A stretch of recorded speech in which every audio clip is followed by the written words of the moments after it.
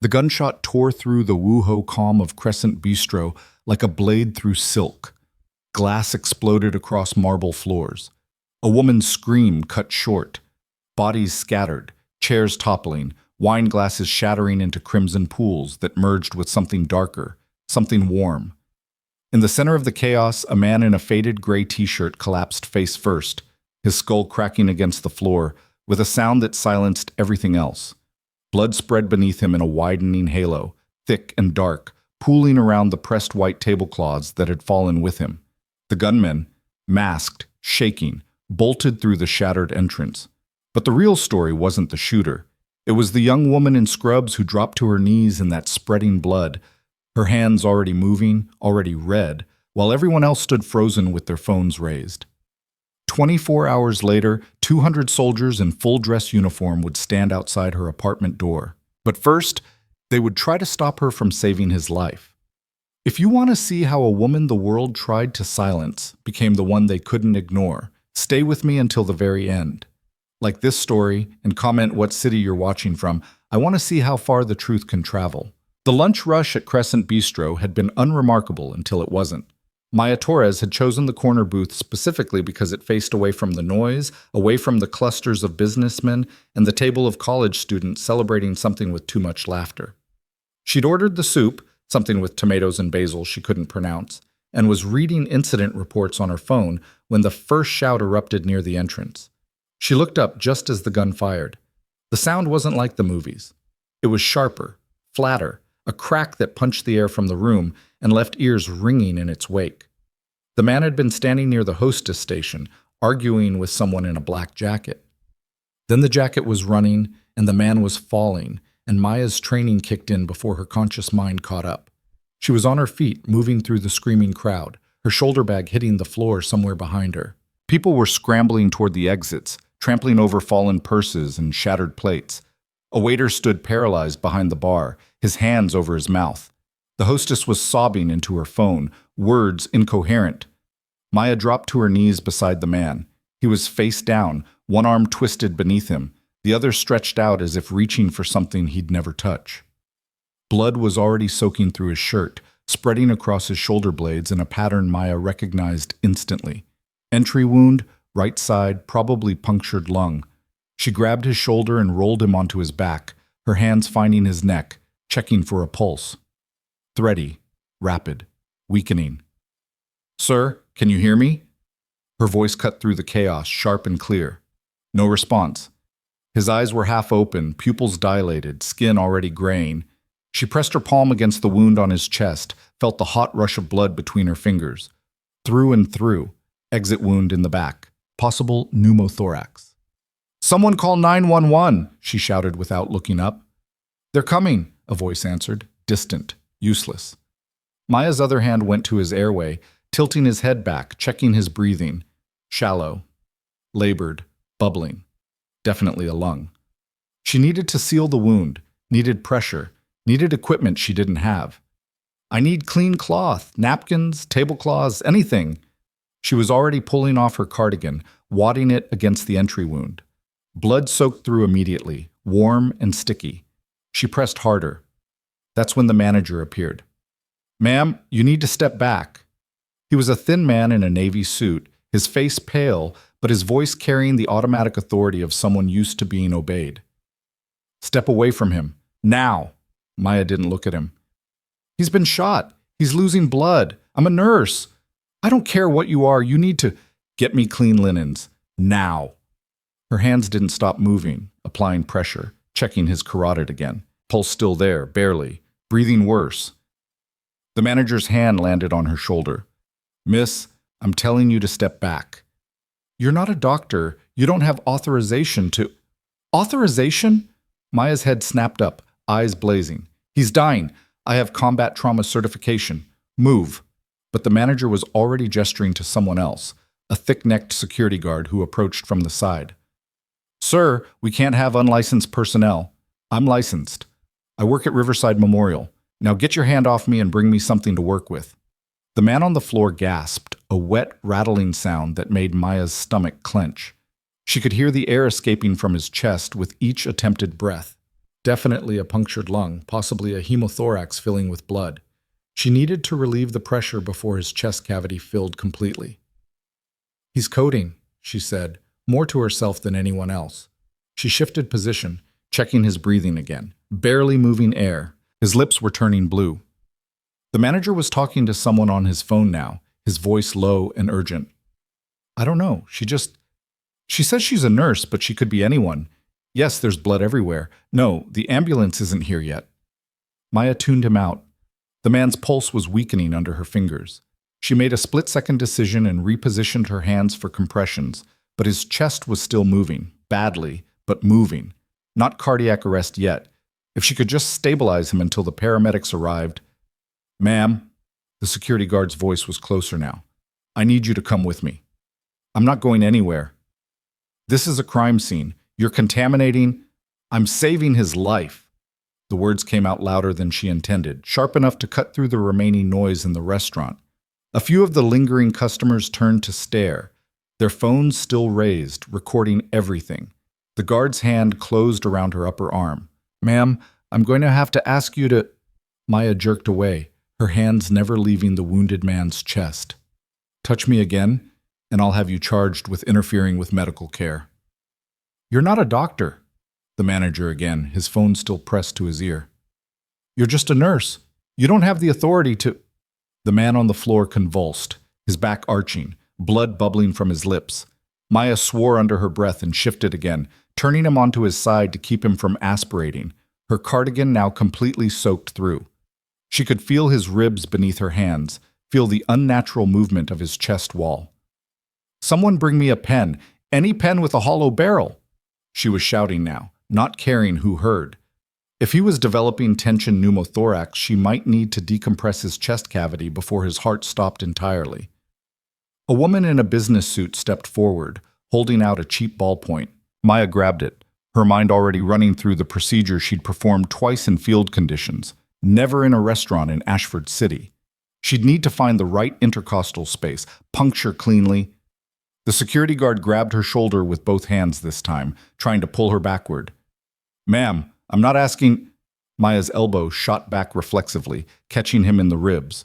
Not hard enough to injure, but hard enough to make him stagger. She didn't even look at him. Her fingers were finding the landmarks on the wounded man's chest, counting ribs, finding the second intercostal space. "You just assaulted my security officer," the manager's voice pitched higher. "Someone get her out of here." But Maya was past listening. The man's breathing had stopped.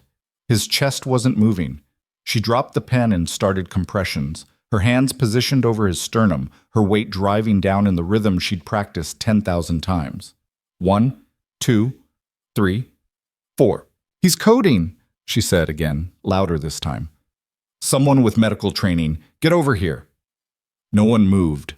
The crowd had thinned to a handful of people pressed against the far walls, filming, watching, doing nothing. The manager was still on his phone. The security guard was radiating anger from 6 feet away. 50, 16, 17, 18. Maya could feel the resistance in his chest, the ribs flexing under her palms. She was maintaining circulation, keeping blood moving to his brain, buying time. But without proper equipment, without backup, she was fighting a losing battle. Somewhere in the distance, sirens began to wail. 28, 29, 30. She leaned down, sealed her mouth over his, and delivered 2 breaths. His chest barely rose. Blood coated her lips, metallic and warm. She didn't care. Back to compressions. "The police are coming," the manager said, his voice carrying a note of satisfaction. "They'll sort this out." Maya didn't waste breath responding. 1, 2, 3. She could feel her arms starting to burn, her shoulders screaming, but she didn't slow down. This man, whoever he was not going to die on a restaurant floor because people were more worried about liability than life. 8, 9, 10. The security guard had been joined by another man in uniform, both of them standing a careful distance away. "Should we pull her off?" one of them asked. "Wait for the police," the manager answered. "Let them handle it." 15, 16, 17. Maya's vision narrowed to the man beneath her hands. She could see the veins in his neck now, distended, a sign of pressure building in his chest. If the paramedics didn't arrive in the next 2 minutes, she was going to have to decompress him right here with whatever tools she could improvise. A needle, a straw, anything to relieve the pressure crushing his heart and lungs. 25, 26. The sirens were louder now, multiple vehicles from the sound of it. She delivered 2 more breaths and went back to compressions, her hair falling into her face, sweat mixing with blood on her forearms. That's when she felt it, the faintest flutter beneath her fingers. A pulse. Weak, irregular, but there. "Come on," she whispered. "Come on, stay with me." His chest hitched, a tiny movement, then another. Spontaneous breathing, barely adequate but present. Maya sat back on her heels, keeping one hand on his carotid, feeling that threadbare pulse persist. She'd bought him time. Maybe enough. The restaurant doors burst open and paramedics flooded in, 2 teams with equipment bags and a stretcher. Maya started talking before they even reached her, her voice clinical and precise. "Gunshot wound to the right chest, through and through. Probable hemopneumothorax. He coded approximately 90 seconds ago. Spontaneous circulation returned following 30 seconds of CPR. Pulse is weak and thready, breathing inadequate. He needs immediate decompression and transport." The lead paramedic, a woman in her 40s with gray streaks in her hair, nodded once and dropped to the floor beside Maya. "Good work. We've got him now." Maya started to move back, but the paramedic's partner, a younger man with close-cropped hair, was already looking at her with something like recognition. "Wait, you're Maya Torres, from Riverside Memorial." She blinked, surprised. "Yeah. Thought I recognized you. You worked the mass casualty drill last spring." He was setting up an IV line, his hands moving with practiced efficiency. "This is exactly like your field scenario." Because it was her field scenario. Because before nursing school, before Riverside Memorial, before Ashford City, Maya had spent 3 years in places where gunshot wounds were daily occurrences, and the closest hospital was a helicopter ride away. She'd learned to work with nothing, to make life or death decisions in seconds, to keep moving when everyone else froze. She'd just never told anyone at Riverside about that part of her history. It hadn't seemed relevant. The manager appeared at her elbow as the paramedics worked. "I'm going to need your information. The police will want to speak with you." Maya stood slowly, her knees protesting. Her scrubs were soaked with blood from mid-thigh down. Her hands were crimson to the wrists. She could taste copper on her lips. "My information? You assaulted my security officer. You ignored direct orders from management. I saved that man's life." Maya's voice was quiet, but something in it made the manager step back. "While your staff stood around filming and your security tried to pull me off him. You're not a doctor. You had no right to—" "I had every right." She was too tired for this argument, too drained to feel the anger she knew would come later. "I'm a registered nurse with trauma certification. I'm legally obligated to provide care in an emergency situation. If I'd walked away, I could have lost my license." The manager's face reddened. "We'll see what the police say about that." The police, as it turned out, said very little. They took Maya's statement, checked her credentials, reviewed the security footage, and told her she was free to go. The restaurant's cameras had captured everything: the shooting, her immediate response, the manager and security guard trying to remove her while she worked, the man's heart stopping and starting again under her hands. One of the officers, a woman with sergeant's stripes, pulled Maya aside before she left. "That was good work in there, quick thinking." Maya nodded, suddenly exhausted beyond words. "Is he going to make it?" "They're taking him to Ashford General. Trauma team's waiting." The sergeant hesitated. "The paramedics said you gave him just enough time. Another minute or two." And she didn't finish the sentence. She didn't need to. Maya walked out of Crescent Bistro into the bright afternoon sun, her hands still tacky with dried blood, her scrubs ruined, her cardigan left behind in an evidence bag. Her phone had 17 missed calls and twice that many texts. The news had already broken. Nurse saves shooting victim despite restaurant staff interference was trending on 3 different platforms. She ignored all of it and drove home in silence. Her apartment was a modest 1-bedroom in the Riverside district, close enough to the hospital that she could walk to work on good days. She lived alone, had lived alone since moving to Ashford City 2 years ago. No family nearby. No partner. No one to come home to except a spider plant that was somehow still alive despite her best efforts at neglect. She stripped off her scrubs in the bathroom, dropping them directly into the trash. The blood had soaked through to her skin in places, leaving rust-colored stains she had to scrub away with a washcloth. She stood under the shower for 20 minutes, watching pink water spiral down the drain, trying to stop her hands from shaking. They didn't stop. It wasn't fear. Maya had worked enough traumas to be intimate with fear, and this wasn't it. This was the aftermath, the adrenaline crash, the body's delayed response to crisis. She'd be fine in an hour. She always was. She dressed in soft clothes, leggings, and an oversized sweater, and made tea she didn't drink, sat on her couch and stared at the wall. Tried not to think about the man's face, the way his eyes had been half open and unseen, the way his pulse had disappeared beneath her fingers, and then, impossibly, returned. Tried not to think about the manager's words. "You're just a nurse." Her phone buzzed. A text from her supervisor at Riverside Memorial. "Saw the news. Are you okay? Take tomorrow off if you need it." Another text. This one from a coworker. "Holy shit, Maya, you're famous." And another. "That restaurant is getting destroyed online." Did you really hit their security guard? Maya set the phone face down on the coffee table and closed her eyes. She'd done this before, not in a restaurant, not in Ashford City, but in places where the stakes were higher and the resources even more limited. She'd kept soldiers alive with nothing but pressure and prayer, had talked men through their own deaths when there was no saving them, had learned to make impossible decisions in impossible situations. That training never left you. It lived in your hands, in your muscle memory, in the part of your brain that knew how to count compressions even when conscious thought had fled. It was why she'd moved without thinking when the gun fired, why she'd dropped to the floor while everyone else scattered. It was also why she'd never mentioned it at Riverside Memorial. That part of her life, the deployment, the field hospitals, the things she'd seen and done, belonged to a different person.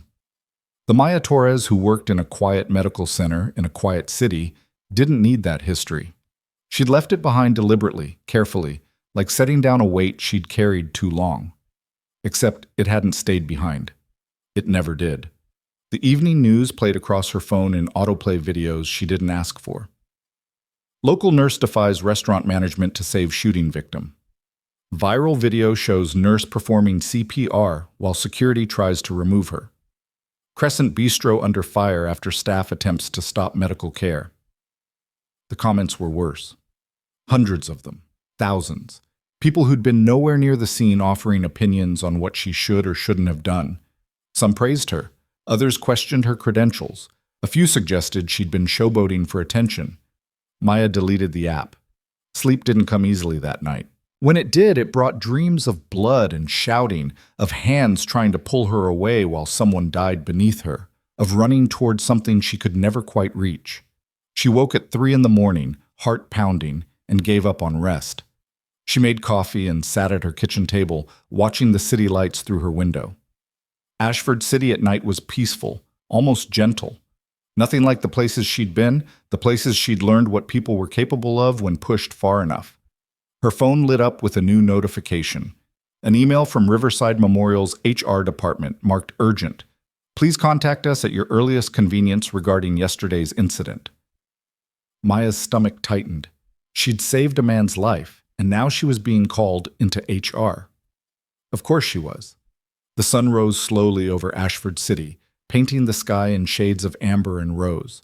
Maya showered again, dressed in clean scrubs, and made herself eat something that tasted like cardboard. She had a shift starting at noon, but the HR email suggested she come in early for a brief conversation. Nothing good ever came from brief conversations with HR. She arrived at Riverside Memorial at 10, 2 hours before her shift. The hospital was a sprawling complex on the north side of the city, modern and efficient, all glass and steel and sanitized surfaces.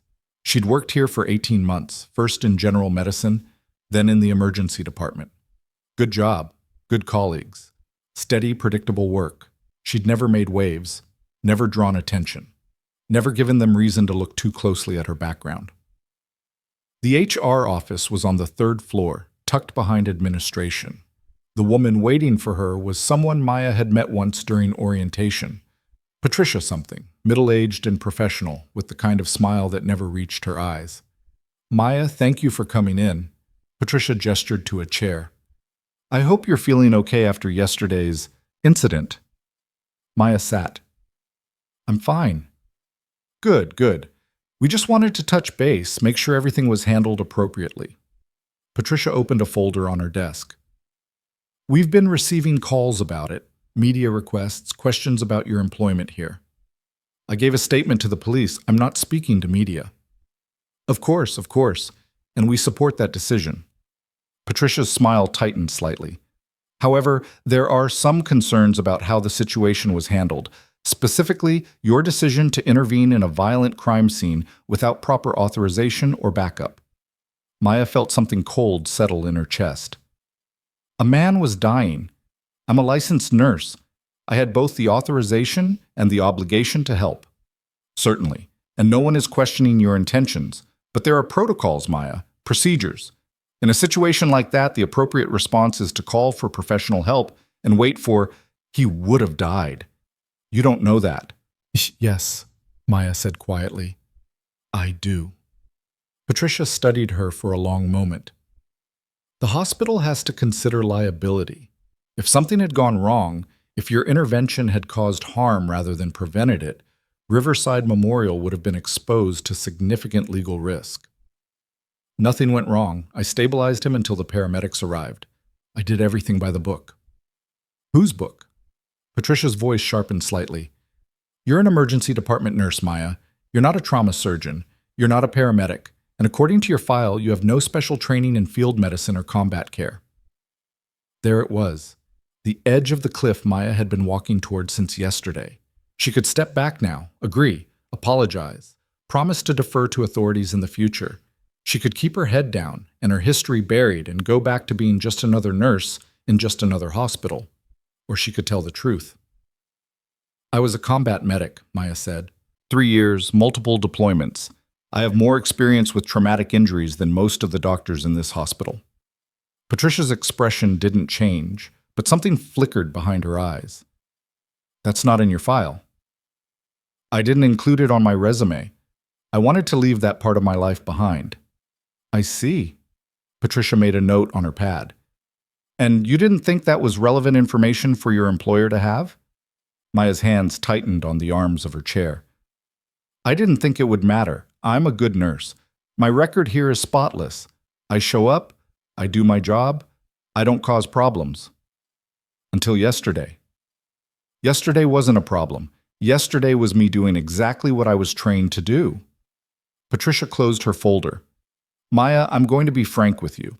The hospital appreciates your dedication, and we're grateful the victim survived. But this kind of publicity, this kind of controversy, it's not what Riverside Memorial needs right now. We're a quiet facility. We serve a quiet community. We can't have staff members getting into altercations with security guards or making headlines every other day. I didn't get into an altercation. I defended myself when someone tried to forcibly remove me from a dying patient. That's not how it looked on the video. Maya stood slowly. Are you firing me? No, nothing like that. Patricia stood as well, her smile back in place. We're just suggesting you take a few days. Let things calm down. Come back next week and we'll reassess. Reassess what? Your position here. Whether the ED is the right fit for someone with your particular skill set. Maya wanted to argue, wanted to point out the hypocrisy, the cowardice, the way they were punishing her for saving a life.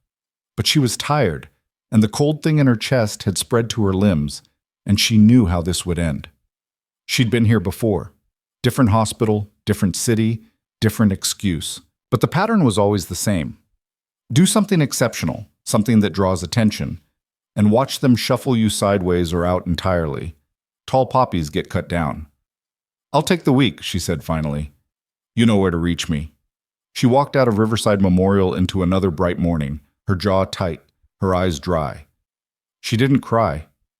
Hadn't cried since her second deployment, when she'd learned that tears were a luxury no one could afford. Her phone buzzed as she reached her car. Unknown number. She almost didn't answer, but something made her thumb the green button. Is this Maya Torres? A man's voice, deep and formal. Speaking.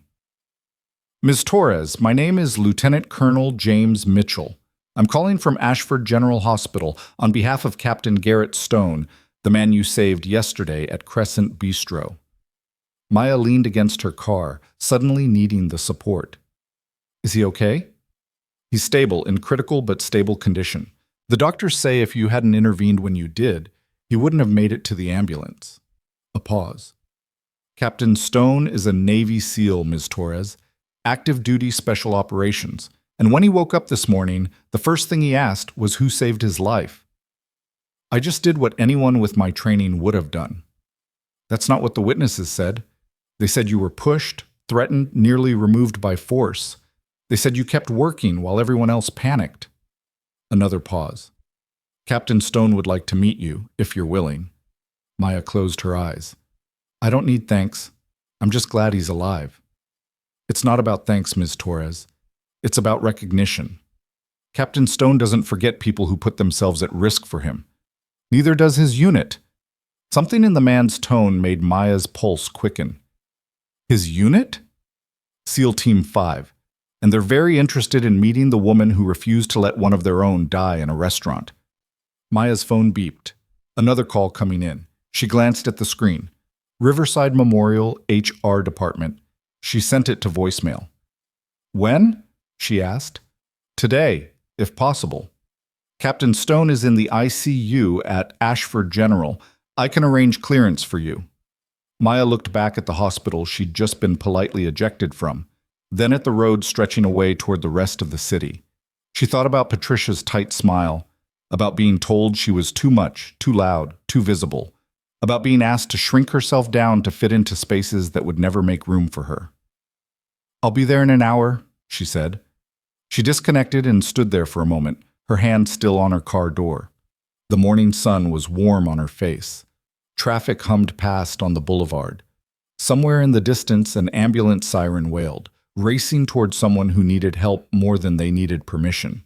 Maya got in her car and drove toward Ashford General, toward a man she'd kept alive with her hands and her training, and her refusal to walk away when walking away would have been easier. She didn't know that in 24 hours, her entire life would change. She didn't know that the quiet nurse from Riverside Memorial would become someone else entirely, someone she'd thought she'd left behind in dust and blood and distant places. She didn't know that justice was coming, wearing combat boots and dress blues, and it would arrive at her door like thunder. All she knew was that she'd made a choice in that restaurant, and she'd make it again, every time. Some things were worth fighting for, some lines were worth holding, and some people once saved never forgot. Ashford General Hospital rose from the downtown medical district like a fortress of glass and steel, 12 stories of cutting-edge trauma care that served the entire northern corridor. Maya had been here twice before, both times transferring patients from Riverside Memorial when their cases exceeded what a community hospital could handle. She'd never walked through the main entrance as a visitor, never felt the weight of the lobby's vaulted ceiling pressing down on her as she approached the information desk. The woman behind the counter looked up with the practiced smile of someone who delivered bad news professionally. Can I help you? I'm here to see Captain Garrett Stone, ICU.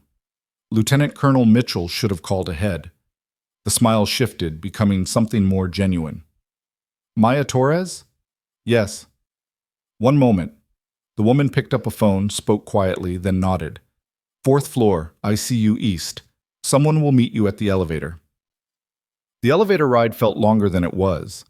Maya watched the numbers climb, her reflection fragmenting across the polished steel doors. She'd changed before leaving home, trading her scrubs for jeans and a plain sweater, but she could still feel yesterday's blood on her hands, still taste copper on her tongue when she swallowed. The doors opened to reveal a man in camouflage fatigues, his bearing so rigidly military that he might as well have been standing at attention. He was perhaps 50, with gray threading through close-cropped dark hair and eyes that assessed her in a single sweep. Ms. Torres, Lieutenant Colonel James Mitchell. He extended a hand. His grip was firm, brief, professional. Thank you for coming. How is he? Critical but stable, as I said. The surgeons removed the bullet and repaired the damage to his lung. He's sedated but conscious. Mitchell gestured down a corridor lined with windows overlooking the city. He's been asking for you since he woke up. They walked in silence past the ICU nursing station, where two nurses looked up and then away with the careful neutrality of people who'd been briefed not to ask questions. Mitchell stopped at a closed door, his hand on the handle. Before we go in, I need you to understand something. Captain Stone is not just any patient. He's a decorated special operations officer with 16 years of service. What happened yesterday, a SEAL getting shot in a civilian restaurant while on leave, it's not something that goes unnoticed. Maya met his gaze. Is that a warning? It's context. Mitchell opened the door. He's been watching the news. He knows what they tried to do to you. The room was dim, monitors beeping softly in the corner. The man in the bed was younger than Maya had expected, maybe mid-30s, with the lean build of someone who lived by physical standards most people couldn't imagine. Tubes ran from his chest and arms. An oxygen cannula sat beneath his nose. But his eyes were clear when they found her, intensely blue, tracking her movement as she stepped inside. Captain Stone, Mitchell said. This is Maya Torres. The man's voice was rough, abraded by the ventilator tube they'd clearly removed recently. You're smaller than I expected. Maya almost smiled. You were unconscious. Everyone looks bigger when you're bleeding out on a floor. Something flickered across Stone's face. Surprise, maybe, or appreciation. I heard what you did. The compressions, the breathing, keeping me alive when my heart stopped. I did what I was trained to do. Most people freeze. Stone shifted slightly, wincing. Most people run. You dropped into a pool of my blood and refused to leave when they tried to drag you away. Maya glanced at Mitchell, who stood by the door with his arms crossed, watching. The restaurant staff was concerned about liability. Plus, the restaurant staff, Stone said slowly, tried to let me die because they were afraid of a lawsuit. They didn't understand the situation. They understood perfectly. Stone's jaw tightened. I heard them. The manager yelling at you, the security guard putting his hands on you. I heard all of it, even when I couldn't respond. You told them you were a nurse, and they said that wasn't good enough. Maya said nothing.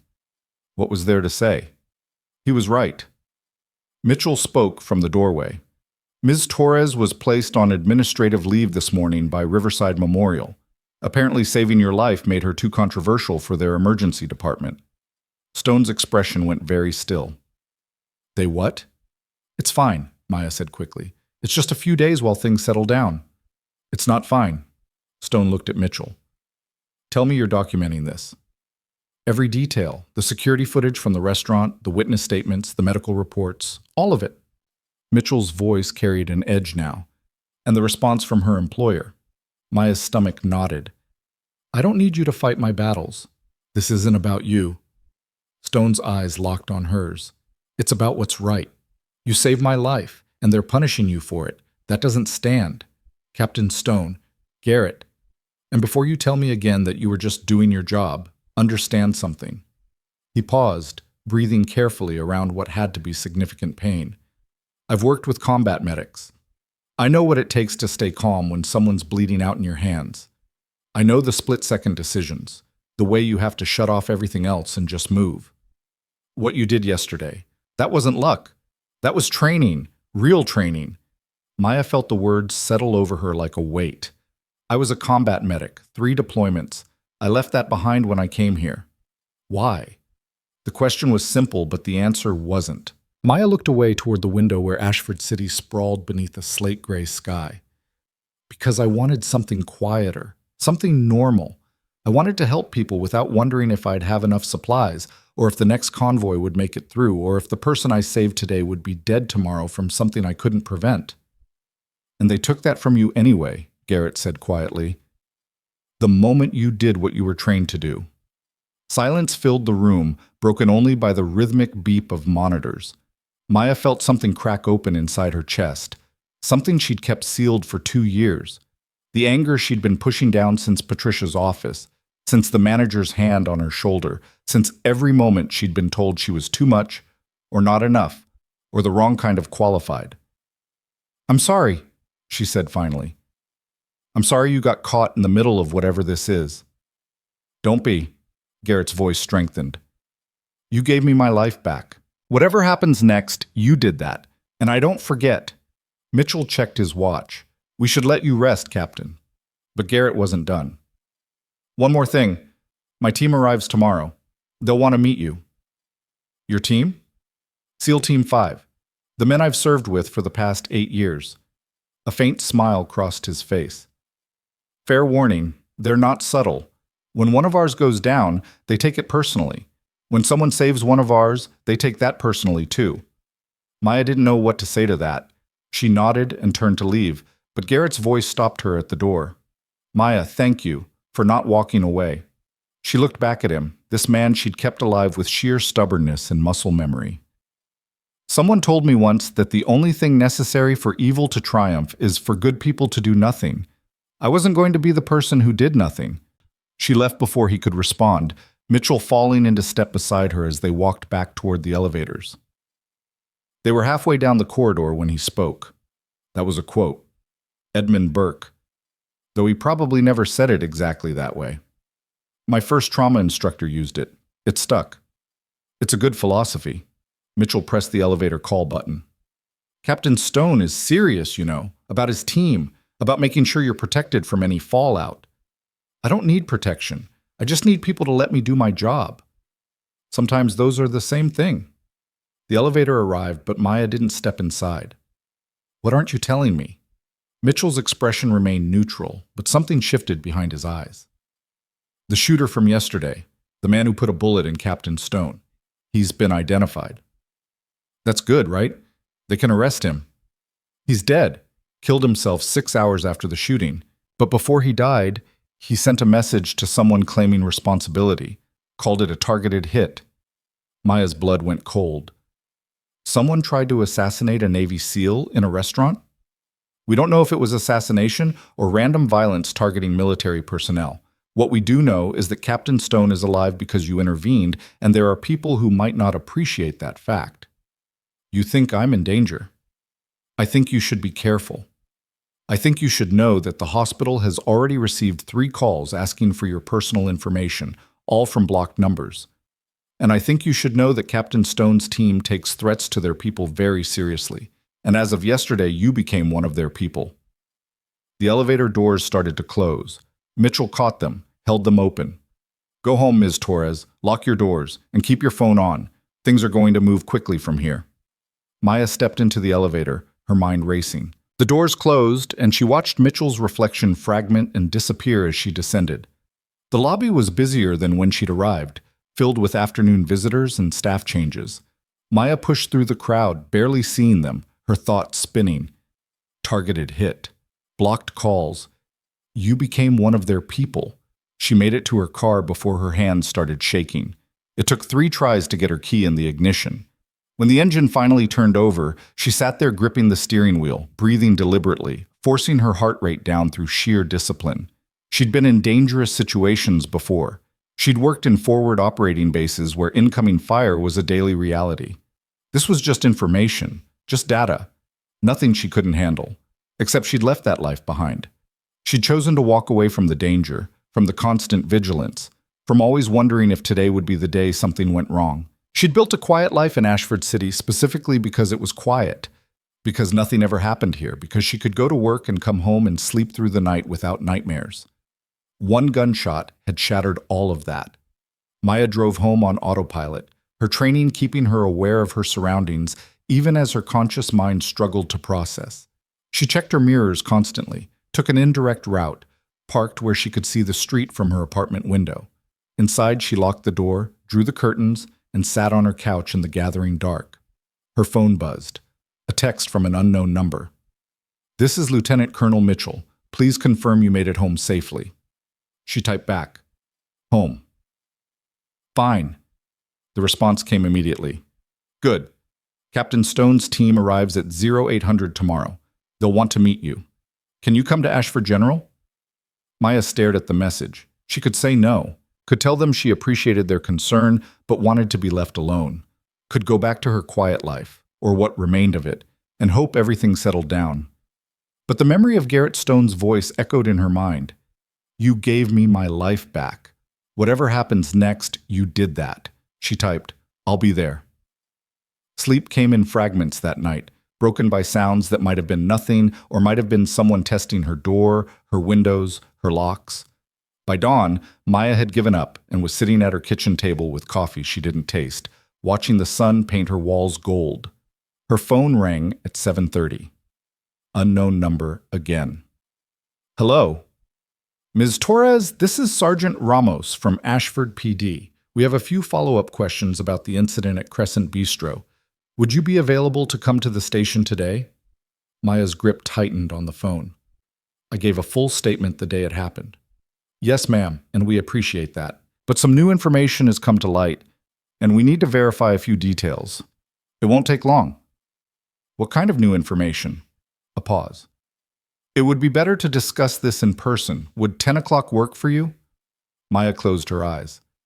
I have somewhere to be at 8. How about noon then? Main precinct, downtown. Ask for Detective Hernandez when you arrive. Fine. Noon.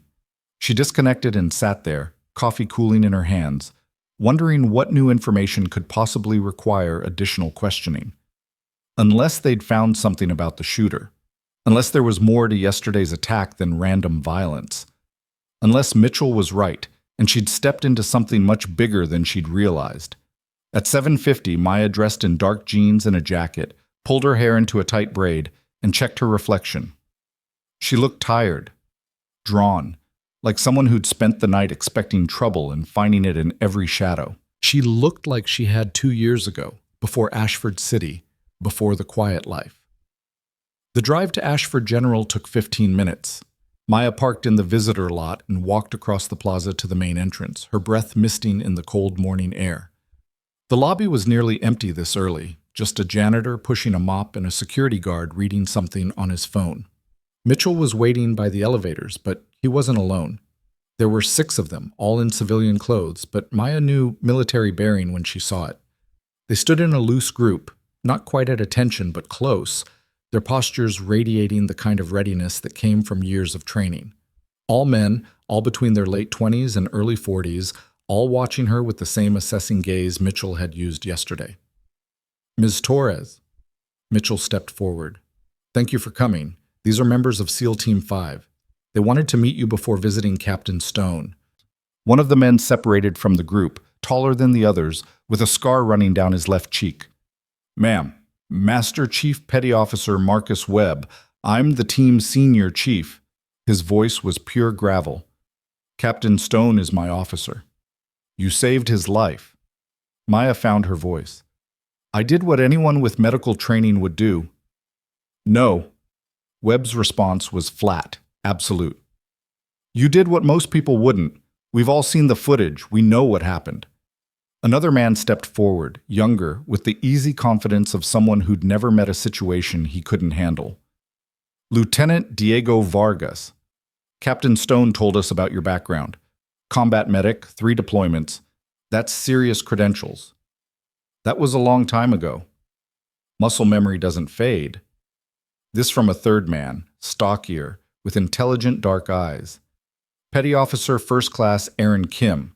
I'm the team medic. What you did in that restaurant, the positioning, the compressions, the way you handled the chest wound, that was textbook field trauma care. Better than textbook. Maya felt herself being evaluated, measured against standards she'd thought she'd left behind. Your captain is alive. That's all that matters. Webb exchanged glances with the others. The captain told us what your hospital did, putting you on leave for saving his life. It's complicated. It's wrong. Vargas's voice carried an edge. And it's going to be corrected.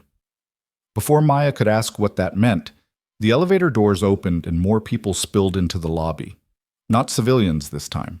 More SEALs, at least a dozen, maybe more. Some in fatigues, some in dress uniforms, all moving with the synchronized precision of a unit that had worked together so long they functioned as a single organism.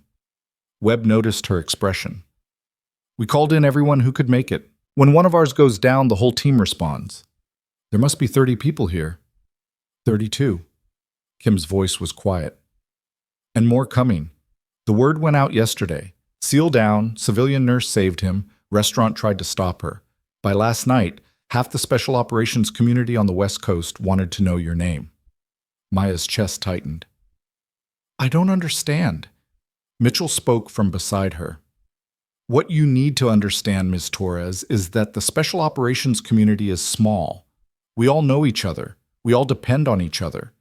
And when someone from outside that community puts their career and safety on the line for one of us, we don't forget. The crowd was growing, more uniforms filtering in, some carrying flowers, others with cards or small gifts. Maya watched them file past the security desk toward the elevators, toward the fourth floor, toward Garrett Stone's room. This is too much, she said. He doesn't need this many visitors. He needs rest. He needs to see his brothers, Webb corrected. He needs to know his team is here, and they need to see him alive. His gaze settled on Maya. Because of you. The weight of those words, of all those eyes on her, made Maya want to step back, to disappear, to return to being invisible. But she'd learned a long time ago that some things couldn't be undone. Some choices couldn't be taken back. She'd chosen to save Garrett Stone's life. Everything that followed was consequence. I need to leave, she said abruptly. I have to be at the police station at noon. They want to ask more questions. Mitchell's expression sharpened. About what? They said new information came to light. They want to verify details. Webb and Mitchell exchanged a look that made Maya's instincts scream warning. What aren't you telling me? The shooter didn't act alone, Mitchell said finally. We got confirmation this morning. There were at least 2 others involved in planning the attack. They're still out there. The lobby seemed to tilt. Maya steadied herself against the wall. You think they'll come after me? We think they might be interested in anyone connected to Captain Stone. And you're very publicly connected now. Webb's voice was calm, but his eyes were hard. Which is why we're offering you protection. Protection. 24-hour security. We have people trained for this. They'll stay with you, keep you safe until the threats are neutralized. Maya shook her head. I don't need babysitters. I need my life back. Your life changed the moment you saved the captain, Vargas said. You can accept that and let us help, or you can refuse and hope nothing happens. This is insane. I'm a nurse. I live in a quiet neighborhood. I'm not... You're a target. Kim's voice cut through her protest. Whether you accept that or not. The people who tried to kill Captain Stone know you saved him. They know your name, your face, where you work. They've already called your hospital asking about you. How long before they find your address? Maya's phone buzzed in her pocket. She pulled it out with shaking hands. Another unknown number. She answered without thinking. Maya Torres? Speaking. This is Detective Hernandez, Ashford PD. I need you to come to the station immediately. Don't go home. Don't go to work. Come directly here. What's wrong? Ma'am, we have reason to believe your apartment has been compromised. Officers are on scene now. How soon can you get here? The phone slipped from Maya's hand. Webb caught it before it hit the floor, spoke into it briefly, then disconnected. They found someone inside your apartment, he said quietly, searching for something, or waiting for you to come home. The lobby spun. Maya's training told her to breathe, to focus, to think tactically, but all she could process was that someone had been in her home, in her space, waiting. Mitchell's hand was on her shoulder, steady and grounding. Miss Torres, Maya, you're not alone in this. We've got you. I don't even know what this is. It's war, Webb said simply. Someone declared it when they put a bullet in our captain. You stepped into the crossfire when you refused to let him die. Now you're part of it, whether you want to be or not. Maya looked at the crowd of SEALs filing past, at these men who dropped everything to come support one of their own. She thought about Garrett Stone in his hospital bed, tubes in his chest, asking for her. She thought about her empty apartment with its violated locks, and whoever had been inside, searching, waiting. She thought about the manager at Crescent Bistro saying you're just a nurse, and Patricia from HR suggesting she wasn't the right fit, and every moment in the past 2 years when she'd tried to be smaller, quieter, less than what she was. What do you need me to do? She asked. Webb's expression didn't change, but something like approval flickered in his eyes. First, you come with us to the station. You give your statement. Then you let us take you somewhere safe while we figure out who's coming for you and why. And my job? My life? Still there when this is over, but only if you're alive to return to it. Maya wanted to argue, wanted to insist she could handle this herself, that she didn't need their help, that she was fine. But she'd seen too much, survived too much, to lie to herself now. "Okay," she said. "Okay." The ride to the police station happened in a convoy. 3 vehicles, 12 SEALs, and Maya in the middle car between Webb and Kim. Nobody spoke. The silence was tactical, professional, the kind of quiet that came before engagement. Ashford PD's main precinct was a fortress of concrete and bulletproof glass in the government district. Maya had never been inside. She followed Mitchell through security, through a maze of corridors, into a conference room where Detective Hernandez waited with 2 other officers and a laptop showing frozen security footage. "Ms. Torres, thank you for coming so quickly." Hernandez was a woman in her 50s, gray hair pulled back severely, exhaustion written in the lines around her eyes. "I need you to look at something." She pressed play. The footage showed Maya's apartment building, the rear entrance, timestamp marked 3:17 this morning. A figure approached, hooded, gloved, moving with purpose. They bypassed the main door and went directly to the fire exit. Within 30 seconds, they were inside. "That's the entrance," Hernandez said. "Here's what they did once they got to your floor."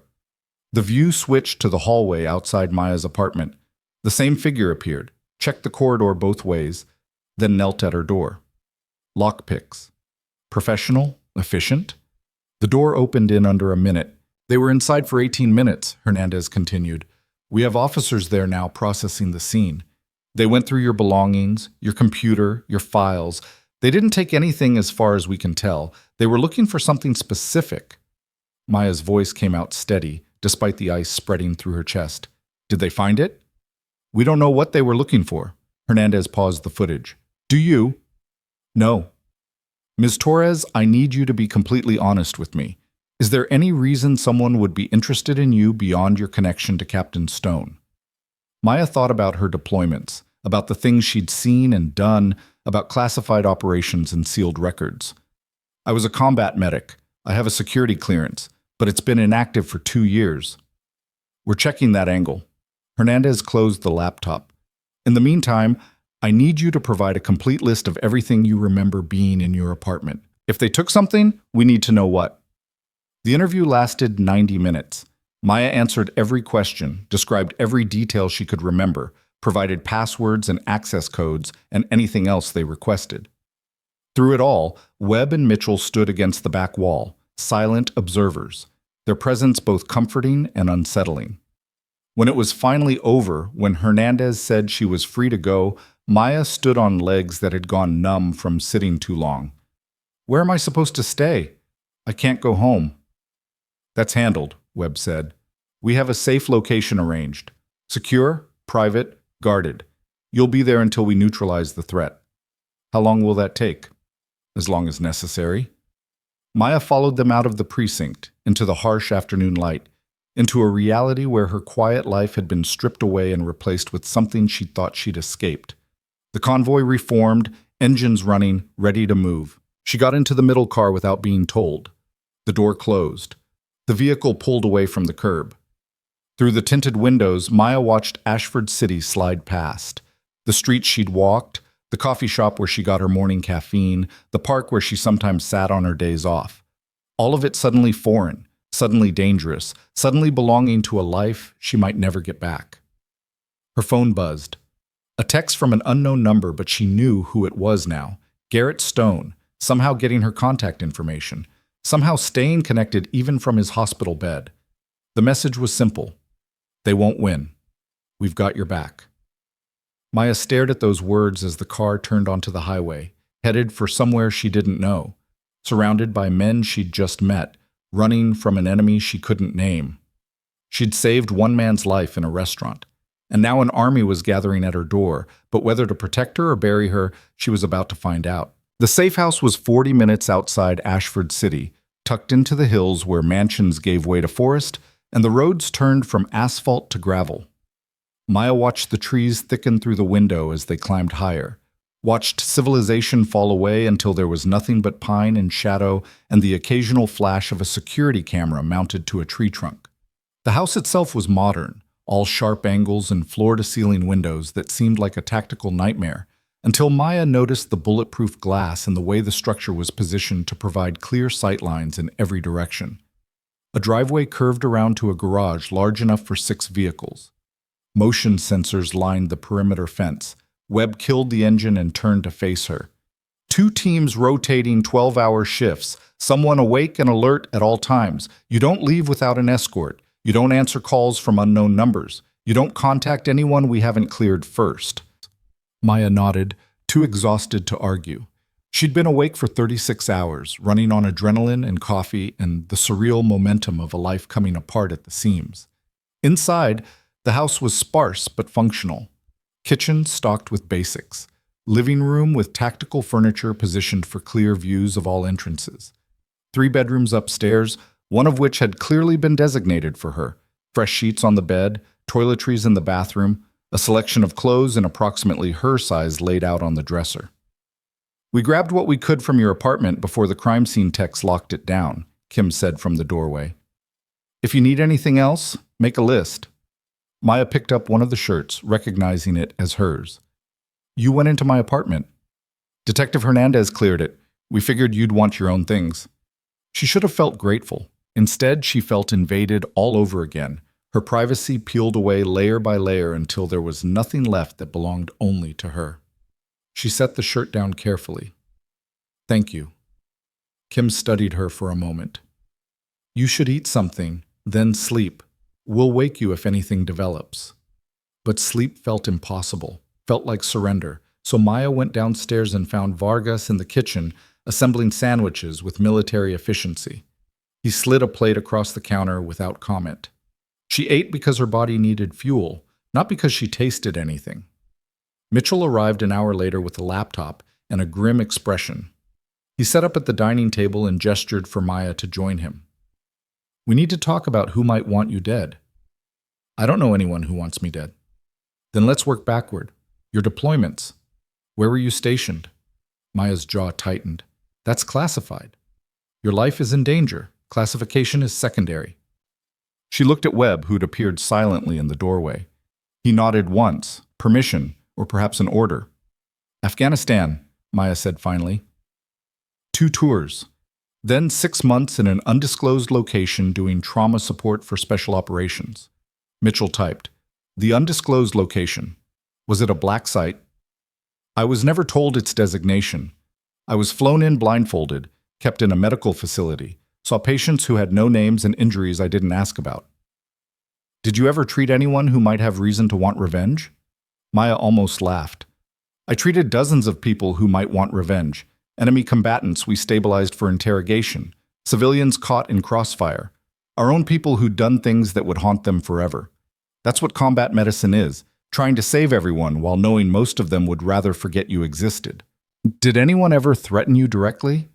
She thought back to those months, to the windowless rooms and the constant sound of generators and the faces that blurred together after too many 70-hour weeks. There was an interrogation subject, high-value target they called him. He'd been injured during capture. I kept him alive long enough to talk.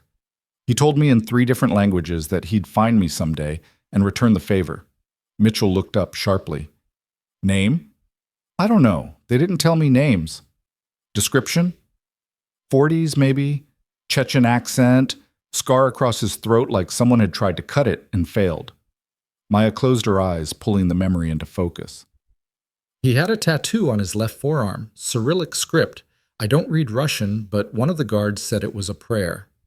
Webb had his phone out, texting rapidly. "When was this?"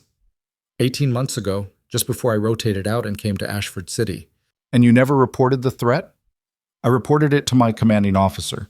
He said it was standard procedure for HVTs to make threats. Told me to forget about it." Maya opened her eyes. "So I did." Mitchell and Webb exchanged another of those looks that made Maya's skin crawl.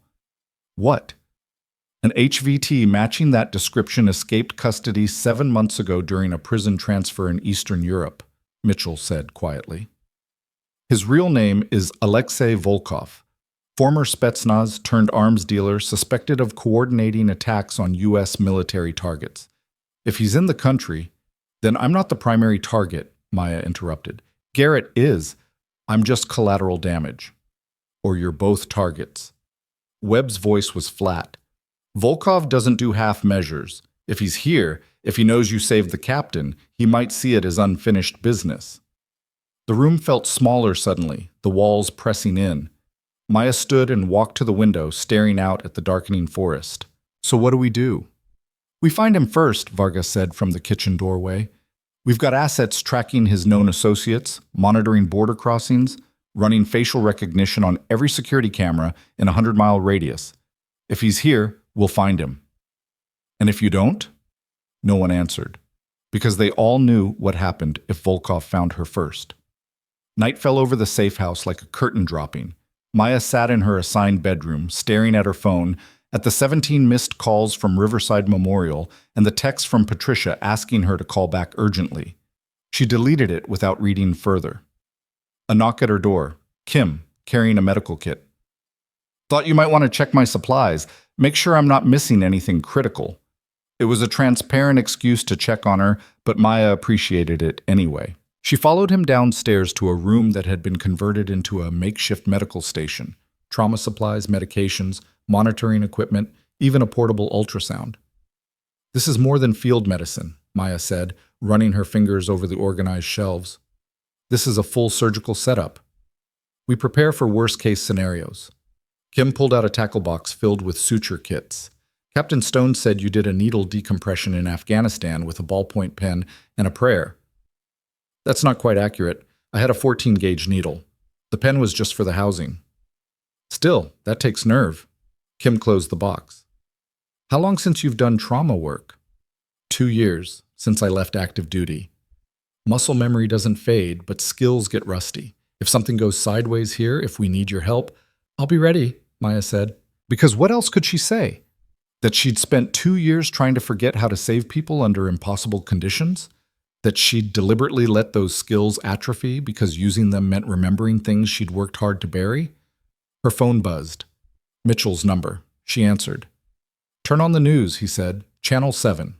Maya found the remote and flipped through stations until she landed on a breaking news banner. Hero nurse in hiding. Family of restaurant shooting victim speaks out. The screen showed a press conference.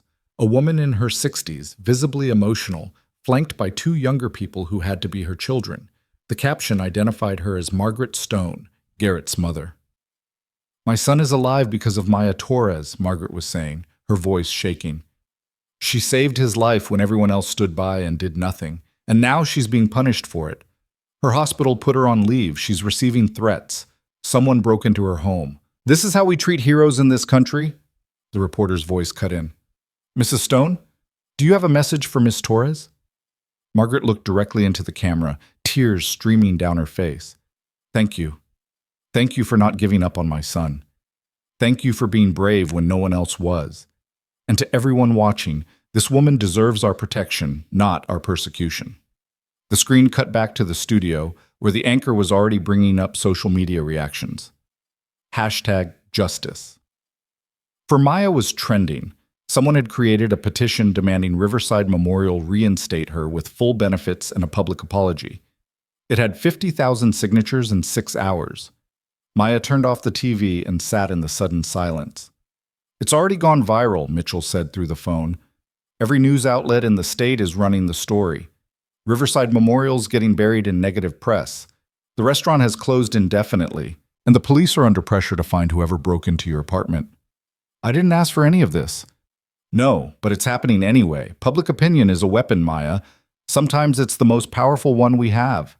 She disconnected and sat there holding the phone, trying to process the fact that her face was now being broadcast across the country, that strangers were signing petitions in her name, that the quiet anonymity she'd built so carefully was gone forever.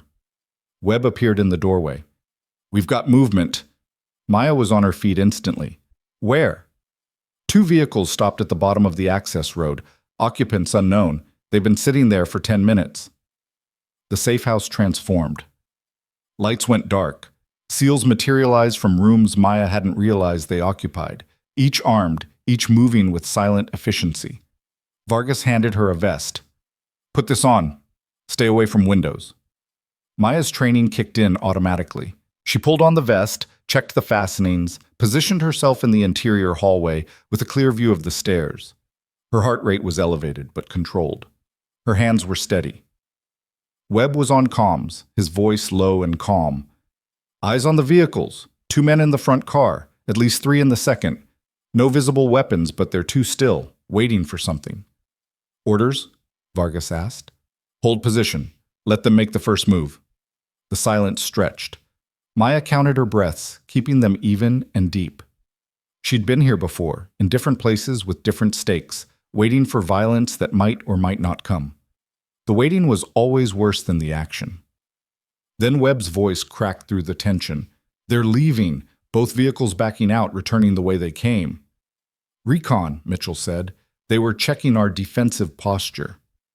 Or confirming Maya's location, Kim added. Webb lowered his weapon but didn't holster it. Double the perimeter watch. I want eyes on that access road 24/7.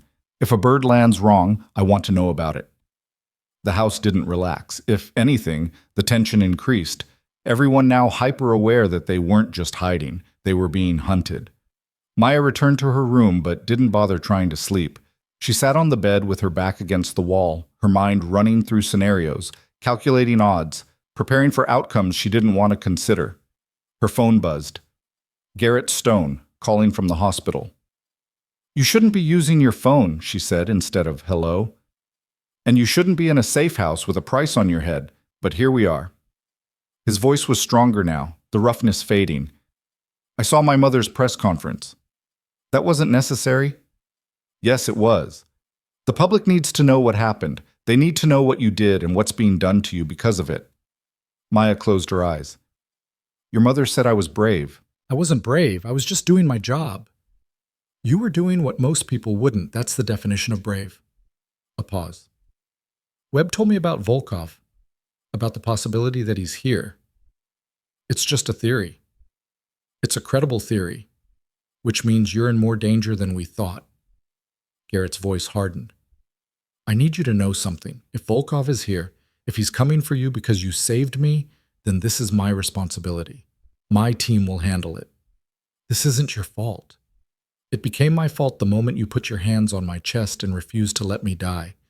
You made yourself part of my story, Maya. That means I'm part of yours now, whether you want me to be or not. She didn't know what to say to that. The connection between them, forged in blood and crisis, felt too new and too heavy, like a debt she hadn't agreed to carry. Just stay alive, Garrett said quietly. That's all I'm asking. Stay alive until we fix this. He disconnected before she could respond. The night passed in increments. Maya dozed in 15-minute cycles, waking at every sound, every shift in the house's rhythm. By dawn, she was exhausted and wired, a combination she recognized from deployments, from nights when sleep meant vulnerability and vulnerability meant death. Mitchell arrived at 7 with coffee and news. Riverside Memorial called a press conference for 9. They're making a statement about your status. Maya took the coffee but didn't drink it. What kind of statement? Unknown, but given the public pressure, they're probably going to offer reinstatement. I don't want reinstatement. I want them to admit they were wrong. You might get both. Mitchell set down a tablet showing the hospital's website. Their main number has been flooded with calls. Their Facebook page is getting review bombed. Major donors are asking questions. This isn't going away. Maya scrolled through the comments, watching strangers defend her to other strangers, watching her story get retold and reshaped until it barely resembled what she remembered. Someone had started calling her the Angel of Crescent Bistro. Another had photoshopped her face onto a superhero poster. This is insane, she muttered. This is justice, Mitchell corrected. Messy, public, imperfect justice, but justice nonetheless. At 8:45, they gathered in the living room to watch the press conference. Patricia from HR stood at a podium, flanked by the hospital's chief medical officer and someone Maya didn't recognize in an expensive suit. The PR consultant, probably. Patricia looked like she'd aged a decade. On behalf of Riverside Memorial Medical Center, I want to address the recent events involving one of our emergency department nurses, Maya Torres. After careful review of the circumstances surrounding the incident at Crescent Bistro, we have determined that Miss Torres acted appropriately and professionally in providing emergency medical care to a gunshot victim. Her actions were consistent with both her training and our hospital's values. A reporter shouted a question. Patricia ignored it. Effective immediately, Ms. Torres is reinstated to her position with full pay and benefits retroactive to her suspension date. Additionally, Riverside Memorial will be issuing a formal commendation for her actions and making a donation in her name to the Ashford City Emergency Services Foundation. Another question. Will there be consequences for the staff members who placed her on leave? Patricia's expression didn't flicker. We are conducting an internal review of our response protocols and will take appropriate action to ensure similar situations are handled correctly in the future. That's all we can say at this time. The press conference dissolved into shouted questions that went unanswered. Maya watched Patricia retreat from the podium, watched the hospital's leadership scurry away from accountability while pretending to embrace it. They didn't apologize, she said. They reinstated you, Webb pointed out. That's an admission of guilt without the legal liability. It's not enough. Mitchell turned off the feed. It's what you're going to get. Organizations like hospitals don't apologize publicly. They adjust policies and move forward. At least you have your job back. Maya stood and walked to the window. Outside, the forest was green and peaceful, birds moving through branches, sunlight filtering through pine needles. It looked safe. It looked like the kind of place where nothing bad could happen. But Maya knew better. She'd learned in places far from here that safety was an illusion, that violence could arrive in an instant, that the difference between life and death was often nothing more than chance and training and the willingness to act when action was terrifying. Her phone rang. Unknown number. She looked at Webb, who nodded. Hello? Maya Torres. The voice was accented. Russian or Eastern European, rough, like gravel scraping metal. You don't know me, but I know you. Every seal in the room went still. Webb was already moving, gesturing to Mitchell, who grabbed a laptop and started tracing the call. Maya kept her voice steady. Who is this? You kept me alive once, in a place with no windows. You stitched my throat and fed me water and told me I would survive to face justice. A low laugh. You were wrong about the justice. Alexei Volkov. It had to be. What do you want? The same thing you wanted when you saved the American captain. I want someone to live who should have died. An exchange. Your life for his. Come alone to the location I send, and I will leave the captain in peace. Stay hiding with your soldiers, and I will kill everyone you have ever cared about, one by one, until you come out anyway. I don't negotiate with terrorists. You negotiate, or you watch people die. Simple choice. The line went dead. Maya's phone buzzed immediately, a text with GPS coordinates and a time. 4 hours from now.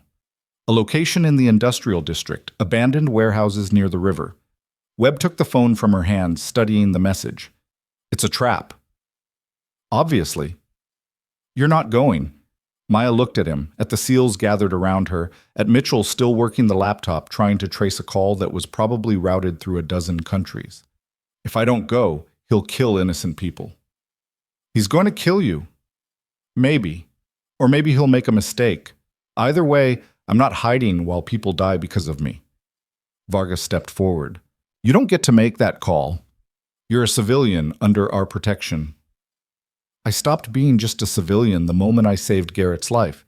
You said it yourself. I'm part of this now. Maya's voice stayed calm, reasonable, the same tone she'd used with panicking patients and terrified soldiers. Volkov wants me. Fine. Let's give him what he wants. With a full tactical team behind you, Webb said. It wasn't a suggestion. He said come alone. And you will appear to be alone, but we'll be there. Overwatch, extraction ready, response teams positioned. Webb's expression was granite. You walk into that warehouse with an entire SEAL team invisible around you, and when Volkov shows himself, we end this permanently. Maya thought about the man she'd kept alive, the one who'd promised her revenge in 3 languages. She thought about Garrett Stone in his hospital bed, about the soldiers standing in her lobby, about strangers signing petitions because she'd refused to let someone die. She thought about the manager at Crescent Bistro calling her just a nurse, and Patricia suggesting she wasn't the right fit, and every moment she'd been told to be smaller, quieter, less dangerous. "Do it," she said. "Set it up. But if this goes wrong, if people die because of this plan, no one dies," Webb cut her off. "That's the only acceptable outcome. We get you in, we get Volkov, we all walk out alive." The next 4 hours were preparation. Maya was fitted with a wire so small she could barely feel it against her skin. Communication device disguised as a button on her jacket, tracker sewn into her boot heel, every contingency planned, every angle covered. Kim took her aside while the others geared up. "You don't have to do this. There are other ways to handle Volkov. Name one that doesn't end with dead civilians." He couldn't. They both knew it. The warehouse district at sunset was a landscape of rust and shadow, buildings gutted and abandoned, streets cracked and overgrown. The convoy stopped 6 blocks away.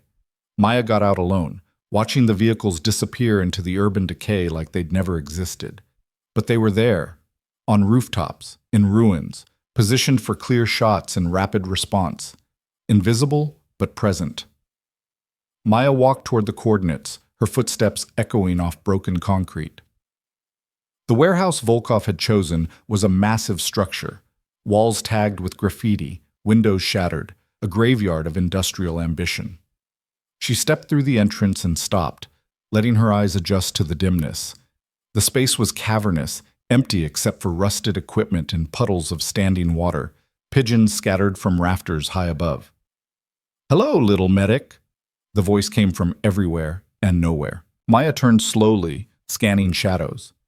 Volkov emerged from behind a support pillar, and Maya's memory snapped into focus. Same scar across his throat, same cold eyes.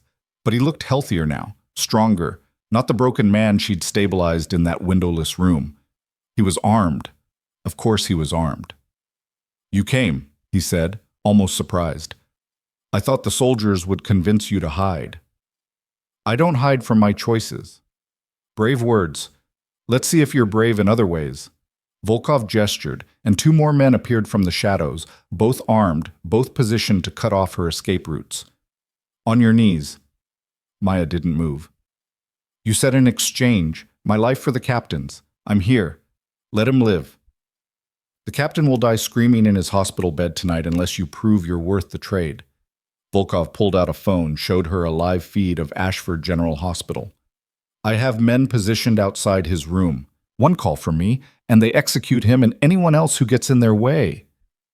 The wire against Maya's skin suddenly felt like a bomb. Webb and his team were listening to every word, making calculations, adjusting plans. But they were 6 blocks away. They couldn't stop an attack on the hospital. "What do you want me to do?" Maya asked. Volkov smiled. "I want you to beg. I want you on your knees, pleading for the life of the man you saved. I want to hear you admit that all your training, all your skill, means nothing when I decide who lives and who dies." Maya looked at him, at this man she'd kept alive, and felt something cold and clear settle over her. She'd been afraid, had been running on adrenaline and terror since the moment someone broke into her apartment. But fear was just another kind of wound. You could stabilize it, control it, use it. "No," she said quietly. Volkov's expression darkened. "What?" "I said no. You want me on my knees? Come make me kneel." Maya's voice didn't shake. "You want me to beg? I've watched better men than you die. I've held soldiers while they bled out in my arms. You think you scare me? You're just another patient who needs treatment." The 2 armed men moved forward.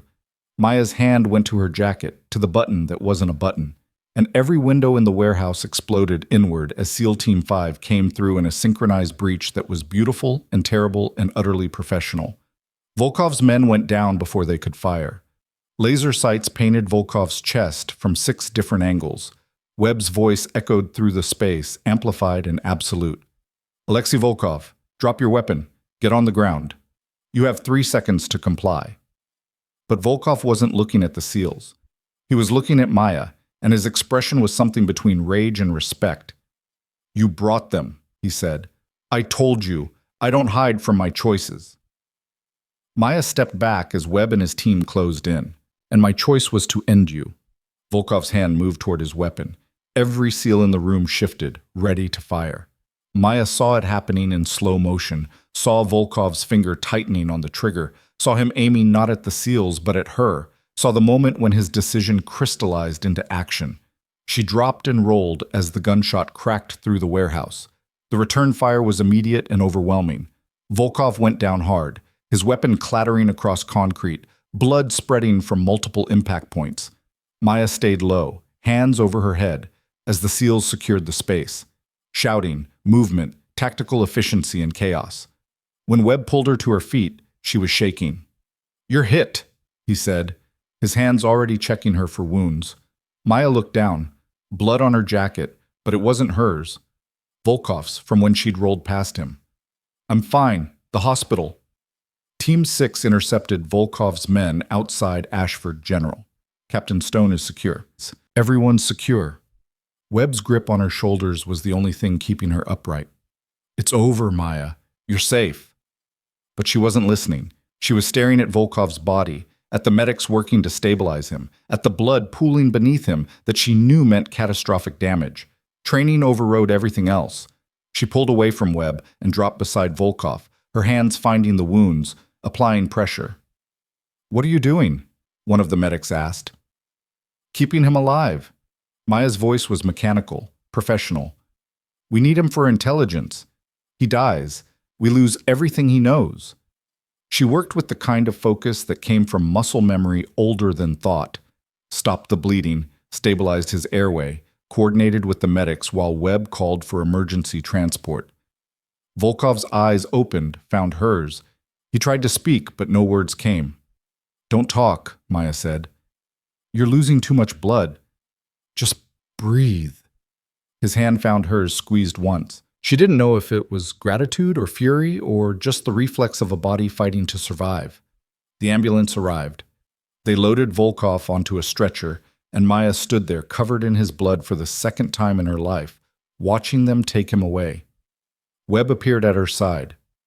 "You saved him again." "I know.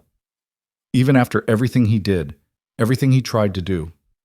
Maya looked at her blood-stained hands. "I'm a medic. It's what I do. I don't choose who deserves to live. I just try to make sure they get that chance." The warehouse was swarming with federal agents now. Evidence teams, tactical response units. Maya gave her statement 3 times to 3 different agencies. Confirmed details. Reviewed footage. Signed forms she barely read. By the time they let her leave, it was past midnight. Webb drove her back to the safe house in silence, and Maya watched the city lights blur past, too tired to process what had happened, what it meant, what came next. Her phone buzzed. Garrett Stone. "I heard," he said when she answered. "Webb gave me the brief. You saved Volkov." "I kept him alive for interrogation." "You saved the man who tried to kill you. After he tried to kill you." Garrett's voice carried something she couldn't identify. "That's who you are, Maya. That's why 200 soldiers are about to show up at your door tomorrow morning." Maya's exhausted brain struggled to process that. "What?" "You'll see. Just know that we don't forget. We never forget." He disconnected, leaving Maya staring at her phone in the dark car, wondering what the hell he meant. They reached the safe house. Maya stumbled inside and made it as far as the couch before her legs gave out. She sat there in the dim light, still wearing Volkov's blood, still feeling the echo of his pulse beneath her fingers. Webb brought her water she didn't drink and a blanket she didn't need. "Get some sleep. Tomorrow's going to be intense." But Maya was past sleep, past exhaustion, into that strange clarity that came after crisis. What happens now? Now we process Volkov, extract intelligence, dismantle his network, make sure no one else comes looking for revenge. Webb sat across from her. "And you go back to your life." "What life?" "The one where I'm a controversial nurse at a hospital that only wants me back because of bad publicity? Where strangers know my face and my story? Where I can't walk down the street without wondering if someone's watching?" "The life where you're alive, where you made a difference, where people remember what you did and why it mattered." Maya closed her eyes. She wanted to believe that, wanted to believe the cost had been worth it.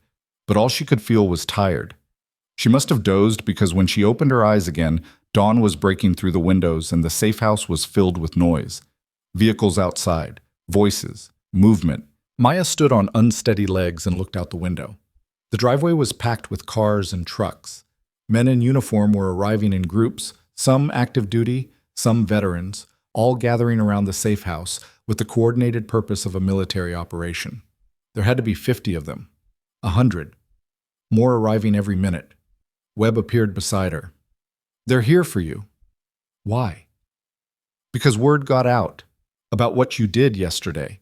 About saving Volkov even after he tried to kill you. About choosing to be a medic instead of choosing revenge." Webb's voice was quiet. "They're here to show respect. To show that some things matter more than anger. That choosing to save lives, even the lives of our enemies, is what makes us different." Maya watched through the window as more vehicles arrived, as the crowd swelled, as 200 soldiers gathered in formation around the safe house. And she understood. This wasn't just about Garrett Stone anymore. This was about every life she'd saved, every choice she'd made to heal instead of harm, every moment she'd stood in blood and chaos and refused to stop fighting for whoever needed her. This was recognition, not from a hospital or a restaurant or the media, from the people who understood what it cost. Webb's phone rang.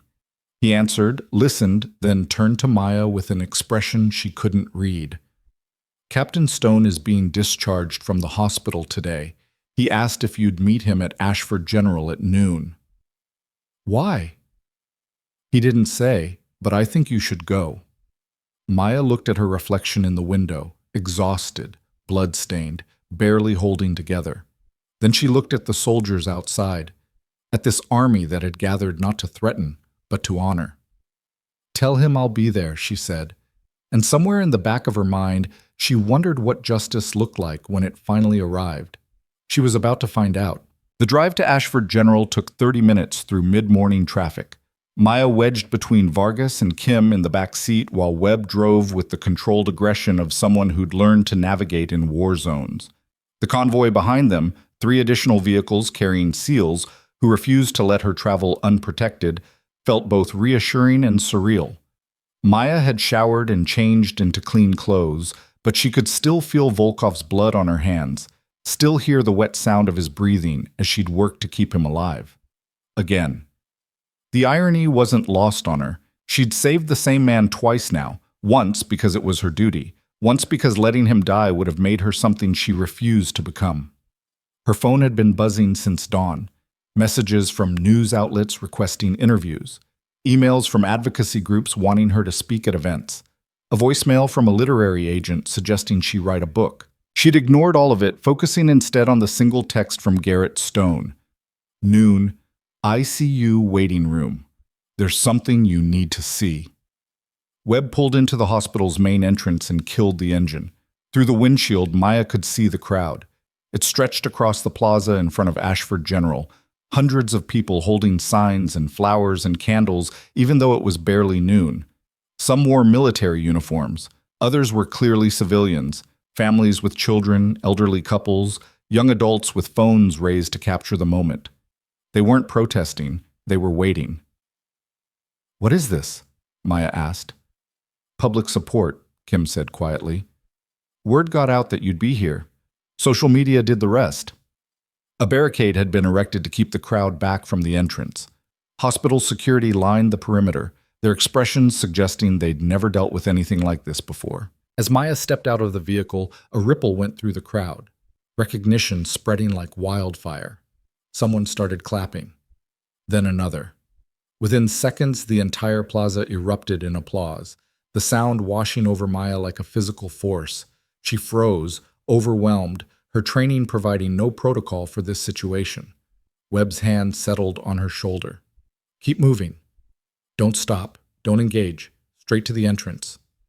Maya walked through the gauntlet of applause and shouting, her head down, her focus narrowed to the glass doors ahead.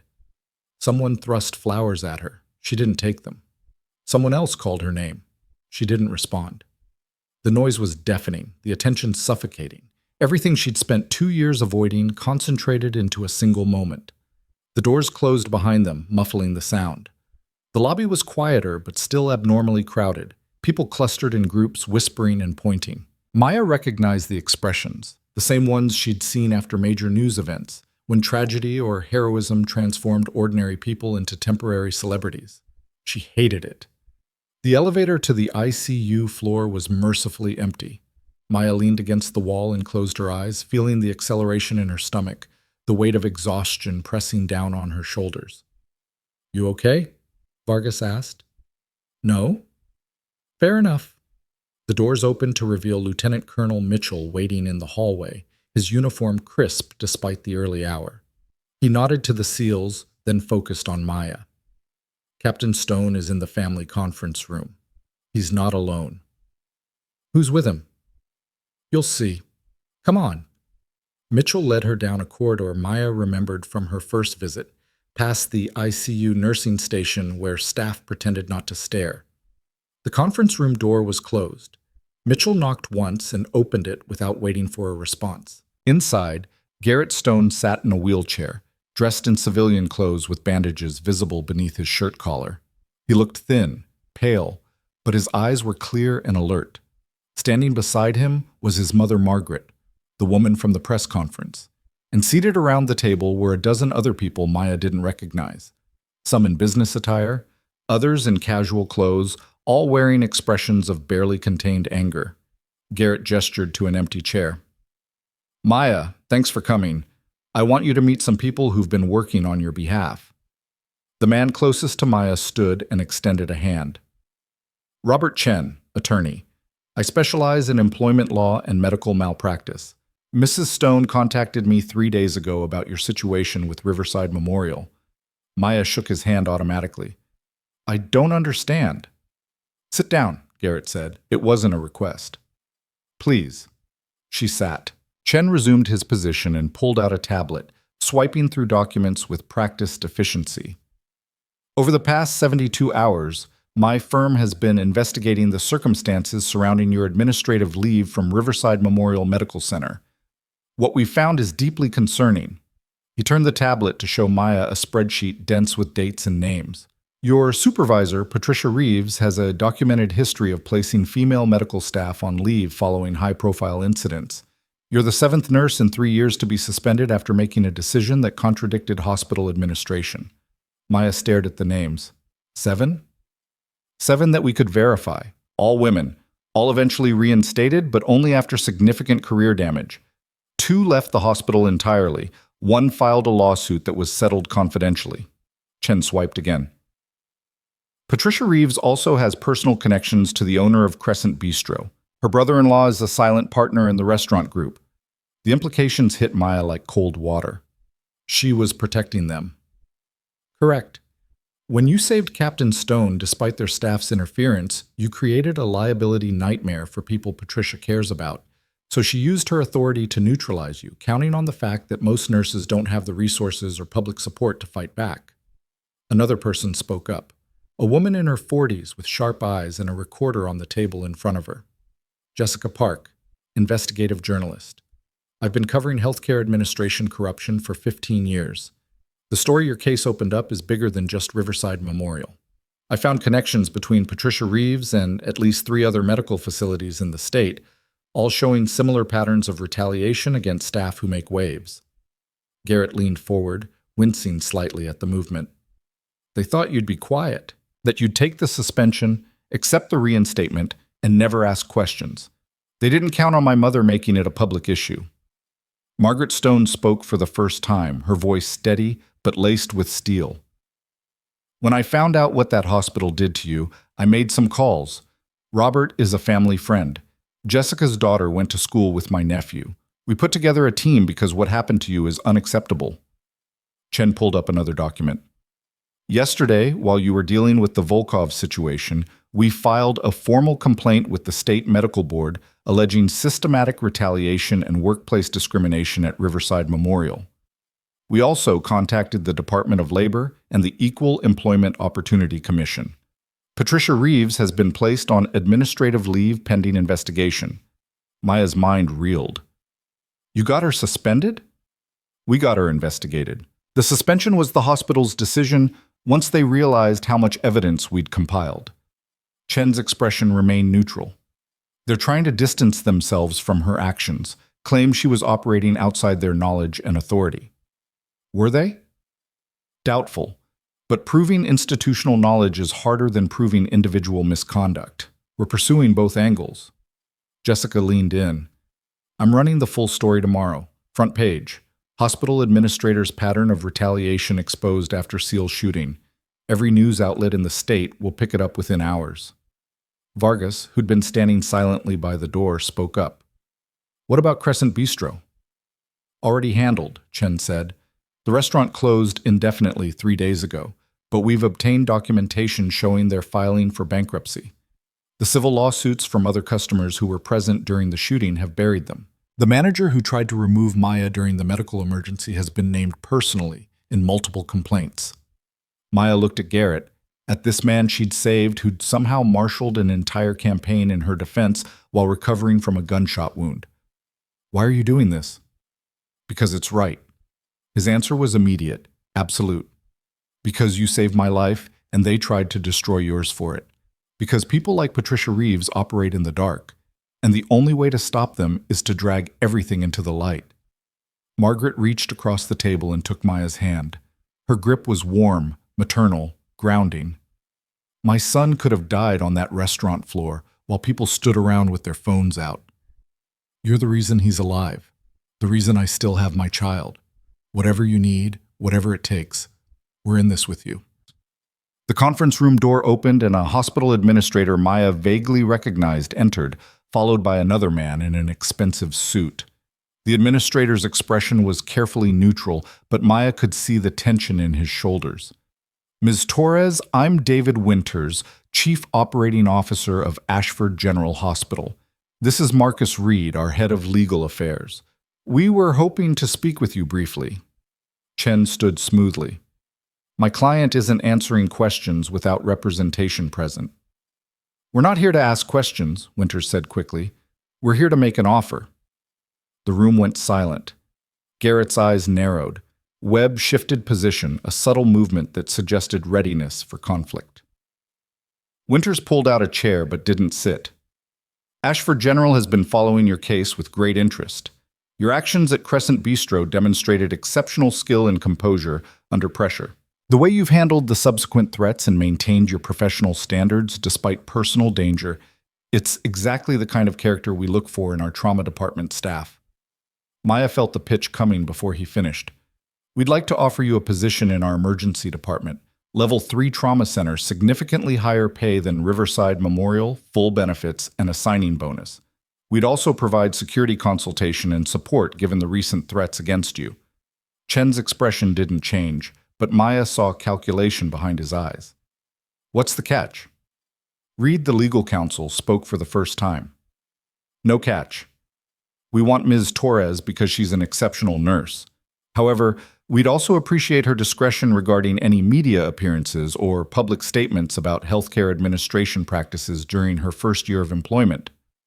You want to buy her silence, Vargas said flatly. We want to hire a talented medical professional, Winters corrected. The discretion clause is standard for high-profile hires. It protects both the employee and the institution from unwanted attention. Maya looked at the offer letter Winters had placed on the table. The salary was nearly double what Riverside Memorial paid. The benefits package was comprehensive. It was everything she'd wanted 2 years ago when she'd first moved to Ashford City. A good job at a respected hospital, financial security, a chance to move forward. All she had to do was stay quiet about Patricia Reeves, about the pattern of retaliation, about the systemic problems Jessica Park was about to expose to the world. She picked up the offer letter, read it carefully, then set it down and met Winters' eyes. No. Winters blinked. I'm sorry? No, I appreciate the offer, but I'm not interested in being bought. Maya's voice was calm, professional. Patricia Reeves and people like her have operated without accountability for too long.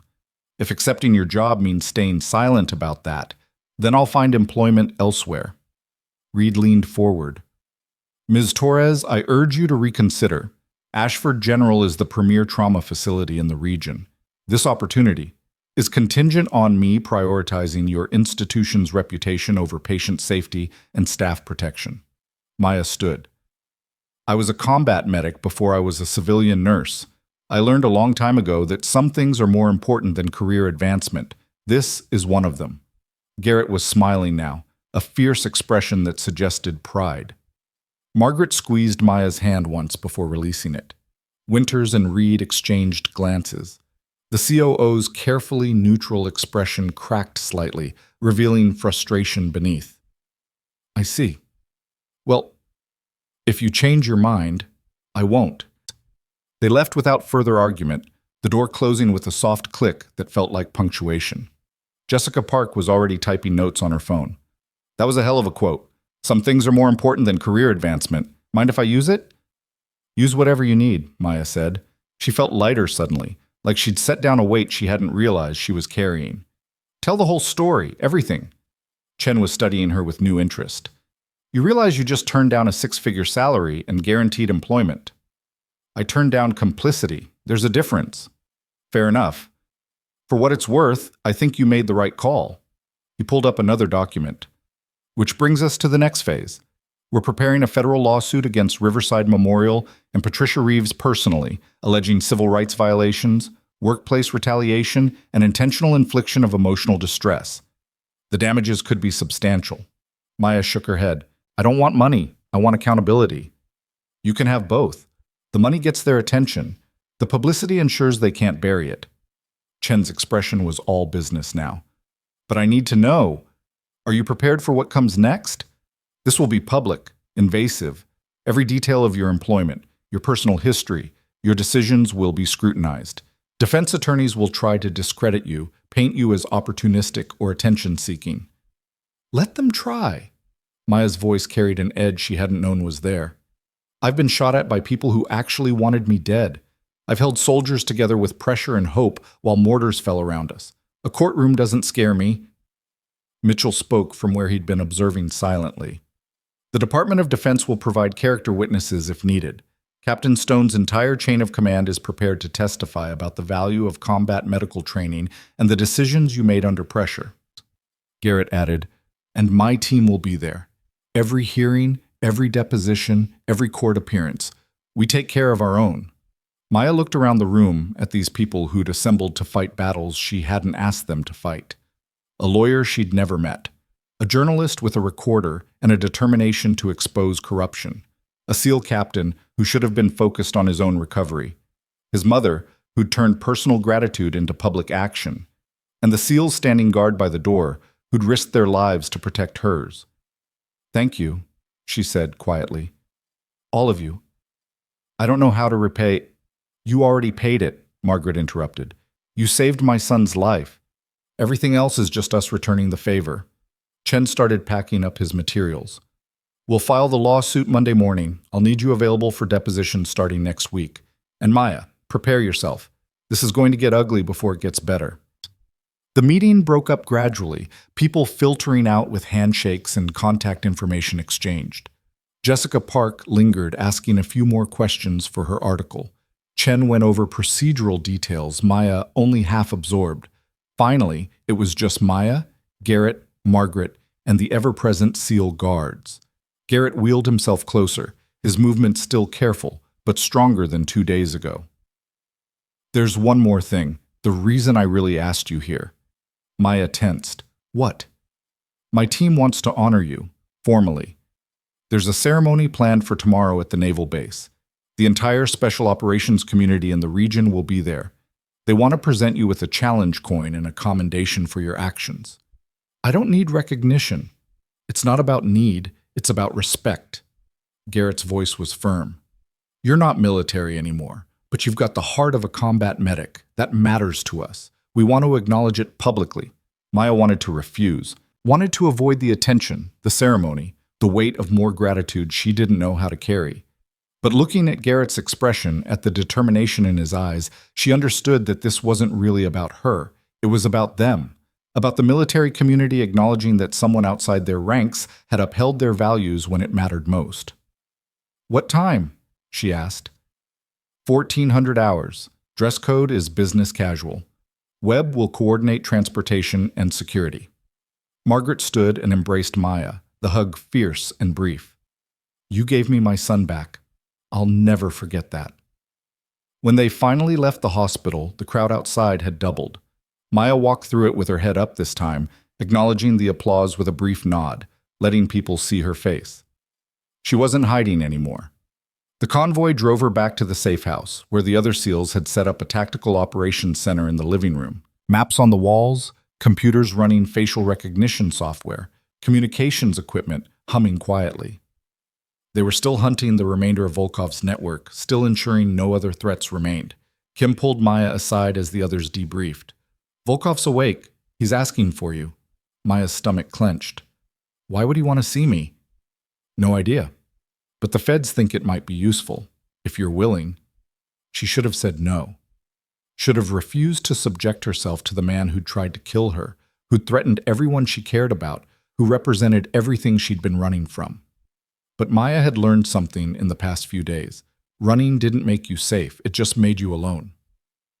Set it up, she said, but I want a full security detail present. They transported her to the federal detention facility where Volkov was being held under maximum security.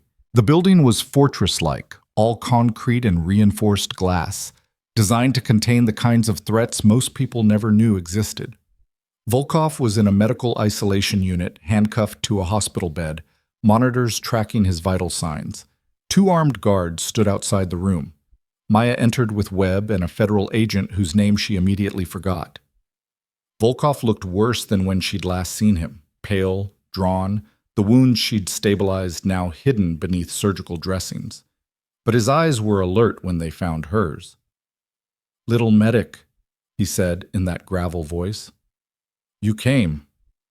You asked for me." "I did." He shifted slightly, grimacing. "I wanted to say something before they transfer me to a black site and I disappear forever." Maya waited. "You saved my life twice now. Once because you had to. Once because you chose to." Volkov's expression was unreadable. "I spent 3 years in your American prisons planning revenge. I identified you, tracked you, learned everything about your quiet little life in this quiet little city. I was going to make you suffer the way you made me suffer. I didn't make you suffer. I kept you alive. Same thing in my world." He paused.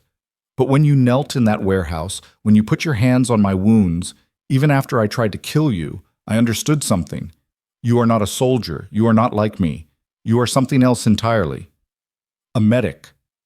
A healer, even when it costs you, even when the person you save is your enemy." Volkov's voice dropped. "That kind of strength. It is rare, precious, and it reminded me of someone I loved once, before the wars, before I became this." He gestured weakly at himself, at the handcuffs and monitors and armed guards. Maya felt something unexpected, not sympathy exactly, but recognition.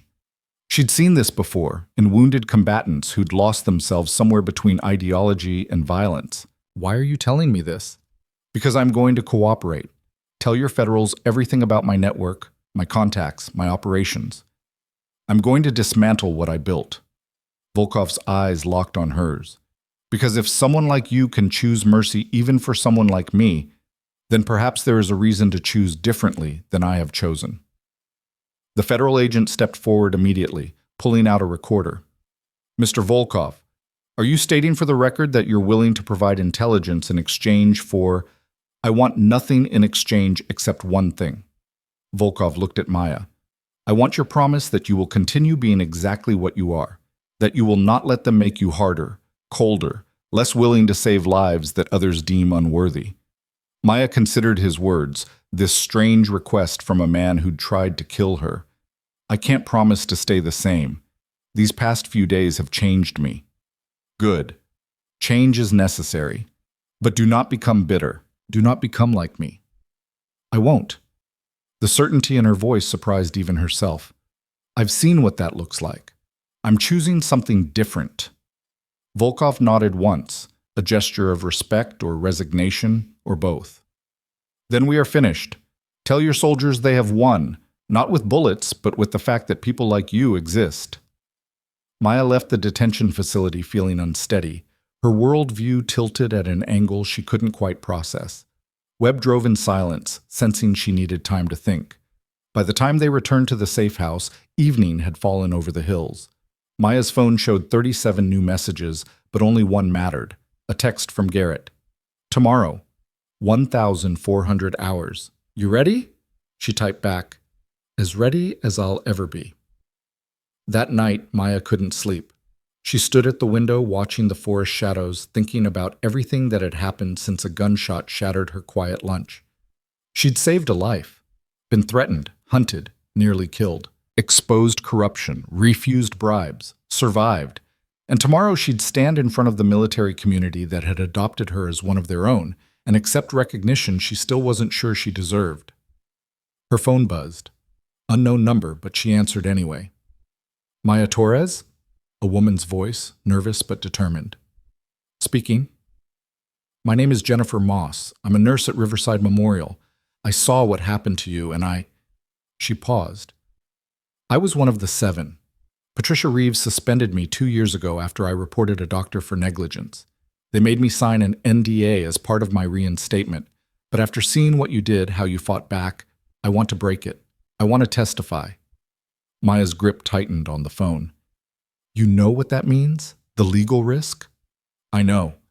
But you risked your life to save a stranger. I can risk my career to tell the truth. Jennifer's voice strengthened.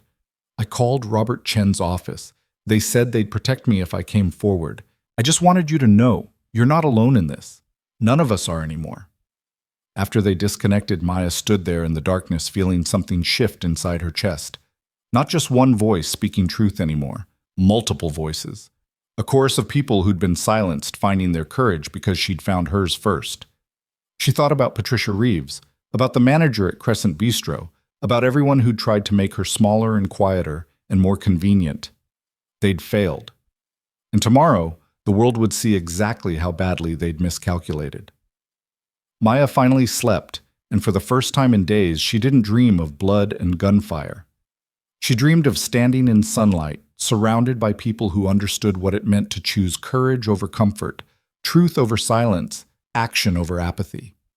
She dreamed of justice.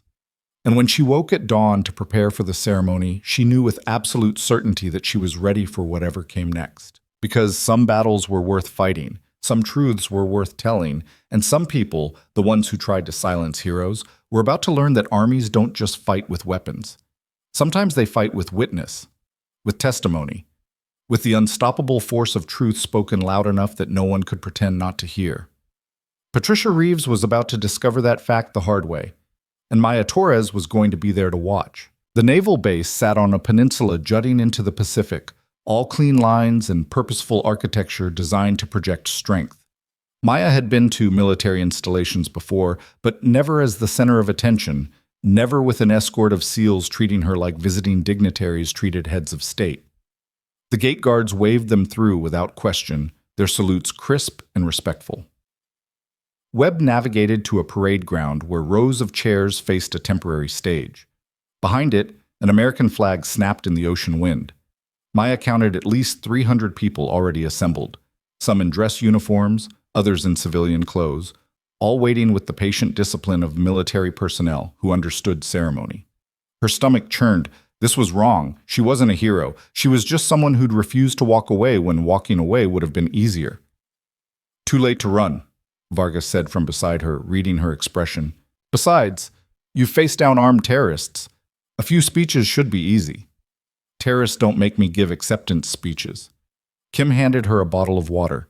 Just breathe. Answer when spoken to. Don't pass out. That's literally all you have to do.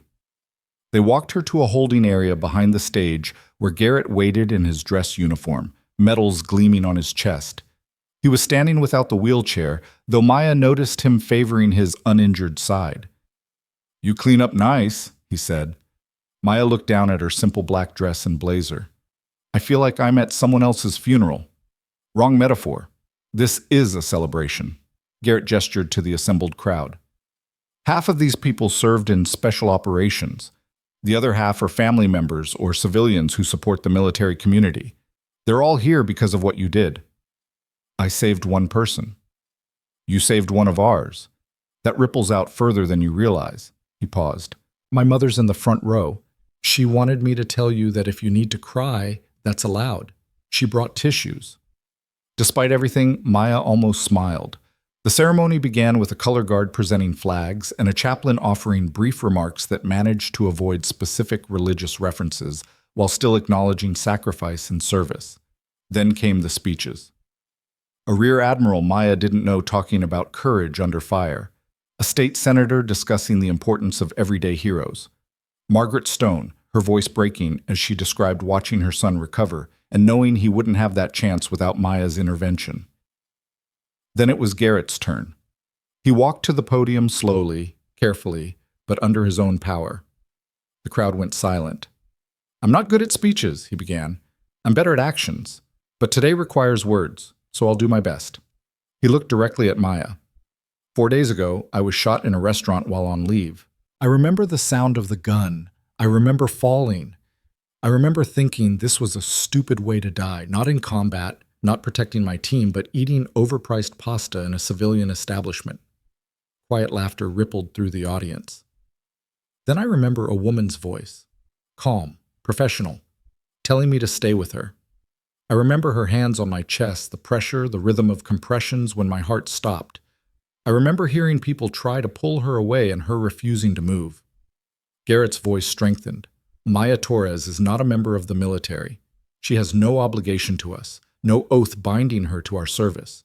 But when it mattered most, she embodied every value we claim to hold: courage, commitment, selflessness, and an absolute refusal to abandon someone in need. He paused, looking out at the crowd. She saved my life. Then, when the people responsible for trying to end it came after her, she saved the enemy combatant who'd orchestrated the attack. Not because she had to, because she chose to remain a healer even when being anything else would have been easier and more justifiable. Garrett pulled a small wooden box from his pocket. This challenge coin represents SEAL Team 5. It's given to members who've proven themselves under fire, who've demonstrated the kind of character we aspire to. Maya Torres has earned it more than most of us ever will. He stepped away from the podium and approached Maya, who stood and met him halfway. The crowd rose in unison, applause building like thunder. Garrett opened the box. Inside, a bronze coin engraved with the SEAL trident gleamed in the afternoon sun. "Welcome to the family. We don't forget our own." Maya took the coin, its weight solid and real in her palm. "I don't know what to say. Say you'll remember that you're not alone. That when you need us, we'll be there, just like you were there for me." The applause continued as Maya returned to her seat, the coin clutched in her hand, tears she hadn't authorized streaming down her face. Margaret Stone reached across the aisle and squeezed her shoulder, saying nothing because nothing needed to be said. The ceremony concluded with a final speech from the commanding officer and the retiring of the colors. As the crowd dispersed, people approached Maya in waves, introducing themselves, thanking her, asking for photos she didn't want, but accepted anyway. A retired Navy corpsman who'd served in Vietnam. A young Marine who said she'd inspired him to pursue medical training. A mother whose son had been saved by a combat medic in Iraq, who wanted Maya to know that people like her were the reason families stayed whole. It was overwhelming and humbling and exhausting all at once. Webb finally intervened, creating a polite barrier between Maya and the well-wishers. "Give her some space, she'll be around."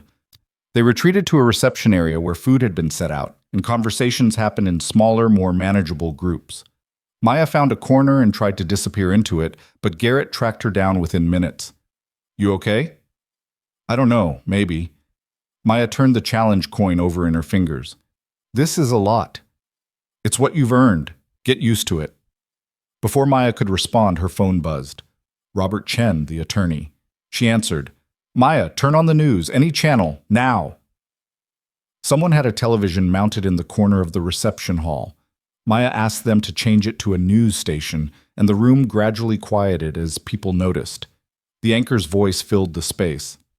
Breaking news and the ongoing investigation into workplace retaliation at Riverside Memorial Medical Center.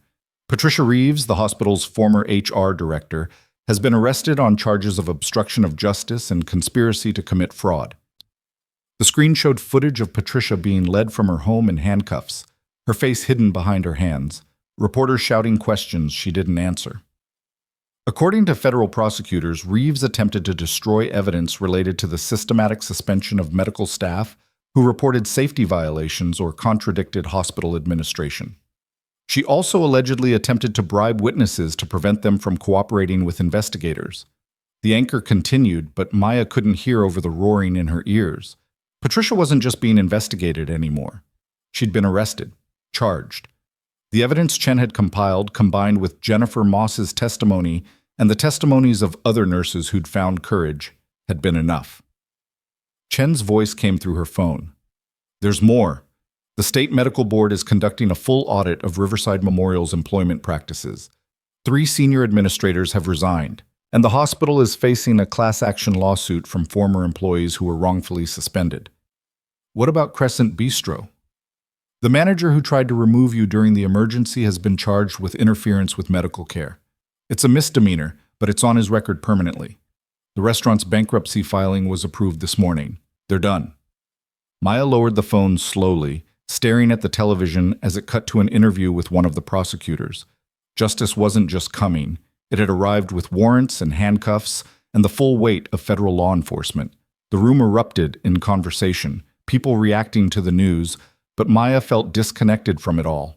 She'd imagined this moment, Patricia being held accountable, the truth exposed, vindication for everyone who'd been silenced. She'd thought she'd feel triumphant. Instead, she just felt tired. Garrett appeared beside her again. You did this. You and everyone who found the courage to speak up because you spoke first. I just didn't want to be quiet anymore. That's how it starts. One person refusing to accept injustice, then another, until the people in power can't ignore it anymore. He gestured to the television. That's what systemic change looks like. It's messy and slow, and it requires people willing to stand up even when standing up costs them everything. Maya looked at him, at this man whose life she'd saved, who'd somehow turned that single act into a movement. What happens now? Now you decide what comes next. For yourself. What came next arrived in the form of Jessica Park's article, published the following morning across every major news platform in the state. The nurse they tried to silence, how Maya Torres exposed healthcare corruption and survived an assassination attempt. It was comprehensive, devastating, and meticulously sourced. Jessica had interviewed Jennifer Moss and 4 other nurses who'd been suspended by Patricia Reeves. She'd obtained internal hospital documents showing a pattern of retaliation spanning 7 years. She'd traced the connections between Reeves and the Crescent Bistro ownership group. But the most powerful part was Maya's own words, recorded during their interview at Ashford General. I didn't save Captain Stone's life because I wanted recognition or because I expected gratitude. I did it because someone needed help and I had the skills to provide it. That's what medical professionals do. We help people. And when institutions punish us for doing our jobs, when they prioritize liability over lives, they betray everything medicine is supposed to stand for. The article went viral within hours. By noon, it had been shared over 1 million times. News outlets requested interviews. Talk shows wanted Maya as a guest. Producers from a major network reached out about a documentary. Maya declined all of it. Instead, she drove to Riverside Memorial Medical Center on a gray Tuesday morning and walked through the front entrance she'd walked through dozens of times before. The lobby was quieter than usual, staff moving with subdued energy, conversations muted. People recognized her, stopped mid-sentence to stare, whispered to each other. Maya ignored them and took the elevator to the 3rd floor, to the HR office where she'd been told her career wasn't the right fit. The door was open. Inside, a woman Maya didn't recognize sat at Patricia's old desk, sorting through files with the grim determination of someone cleaning up someone else's mess. "Can I help you?" the woman asked, looking up. "I'm Maya Torres. I was told to come pick up my final paycheck and personal effects." Recognition flashed across the woman's face. "Oh, yes. I'm Karen Walsh, interim HR director. Please sit down." Maya remained standing. "I'd rather not." Karen pulled an envelope from a drawer. "Your final pay, including unused vacation time, and the retroactive compensation for your suspension period. We've also included a severance package per your attorney's negotiation. Maya took the envelope without opening it. And my personal effects? Already boxed. Security has them at the front desk. Karen hesitated. Ms. Torres, I want you to know that what happened to you was unacceptable. The hospital is implementing new protocols to ensure. I don't care about protocols. I care about accountability. Maya's voice was level, professional. Patricia Reeves operated for 7 years targeting employees who made your hospital look bad. That doesn't happen in a vacuum. That requires institutional complicity. We're conducting a full review at. Save it for the lawsuit depositions. Maya turned to leave, then stopped. One more thing. The nurses Patricia targeted, Jennifer Moss, Sarah Chen, the others, they deserve compensation and public apologies. Not quiet settlements with NDAs. Public acknowledgement that they were right and the hospital was wrong. Karen's expression tightened. I can't promise. Then your new protocols are meaningless. Maya walked out, the envelope in her hand, her shoulders straight.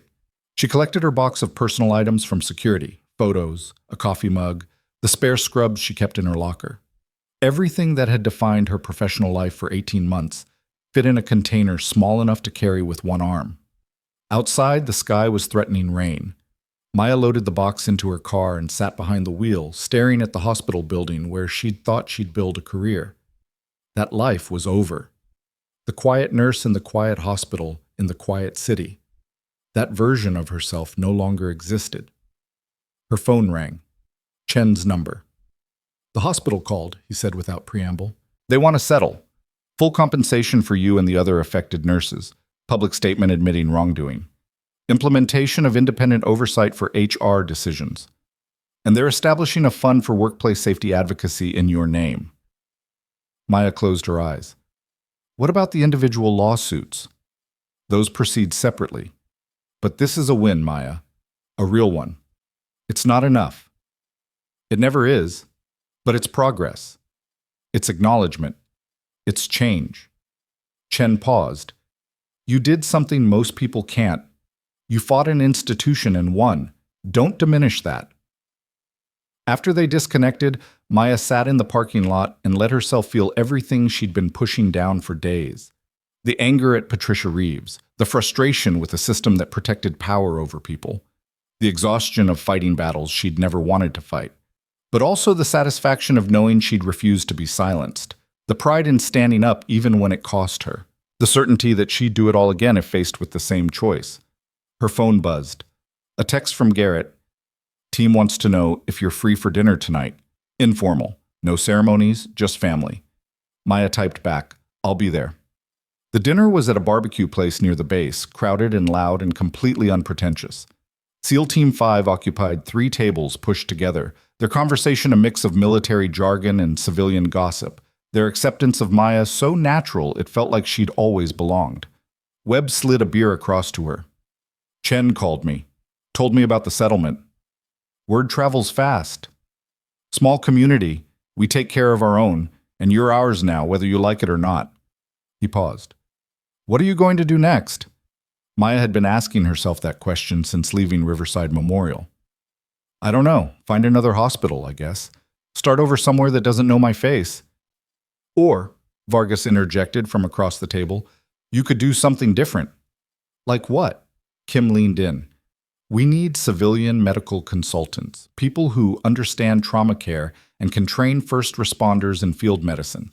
The pay's government scale, but the work matters. You want me to train people? We want you to share what you know. Your combat experience plus your civilian nursing gives you a unique perspective. Webb's expression was serious now. Think about it. You could help create the next generation of medics who know how to save lives under impossible conditions. Maya considered that. Teaching, passing on knowledge, making sure that when the next crisis happened, more people would know what to do instead of freezing while someone died. I'll think about it, she said. Garrett raised his glass. To Maya Torres, the woman who refused to let me die, refused to be silenced, and reminded all of us what courage actually looks like. The team echoed the toast, glasses clinking, and Maya felt something shift inside her chest.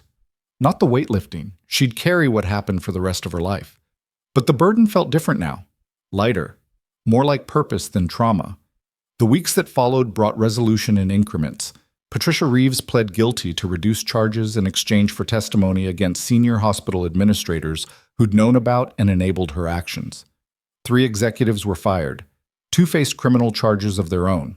Jennifer Moss and the other affected nurses received settlements and public apologies.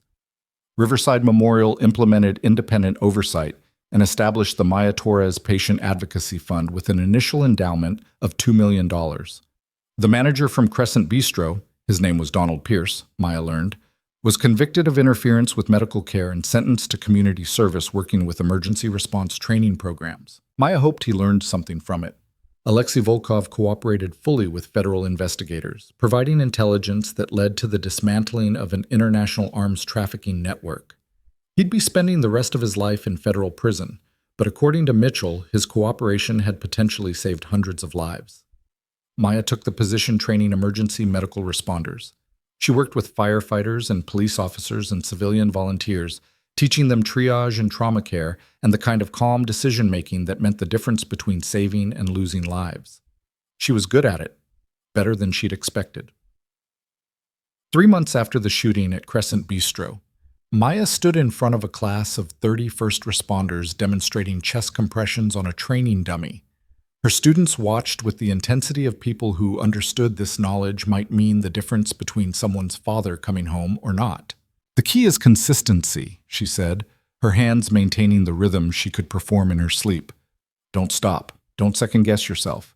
You keep going until help arrives or until you physically can't continue, because that person on the ground, they're counting on you to be stronger than your fear." After class, one of the students approached her, a young woman, maybe 25, eyes bright with the kind of determination Maya recognized. "Ms. Torres, I just wanted to say thank you. I saw the news coverage about what you did. It made me want to become a paramedic, to be someone who runs toward emergencies instead of away from them." Maya smiled. "What's your name?" Rachel Kim." "Well, Rachel Kim, you're going to save lives. I can tell. You've got the mindset for it." "How can you tell?" "Because you're here. Because you chose this. That's always the first step." That evening, Maya drove to Ashford General Hospital, where Garrett was completing his final follow-up appointment.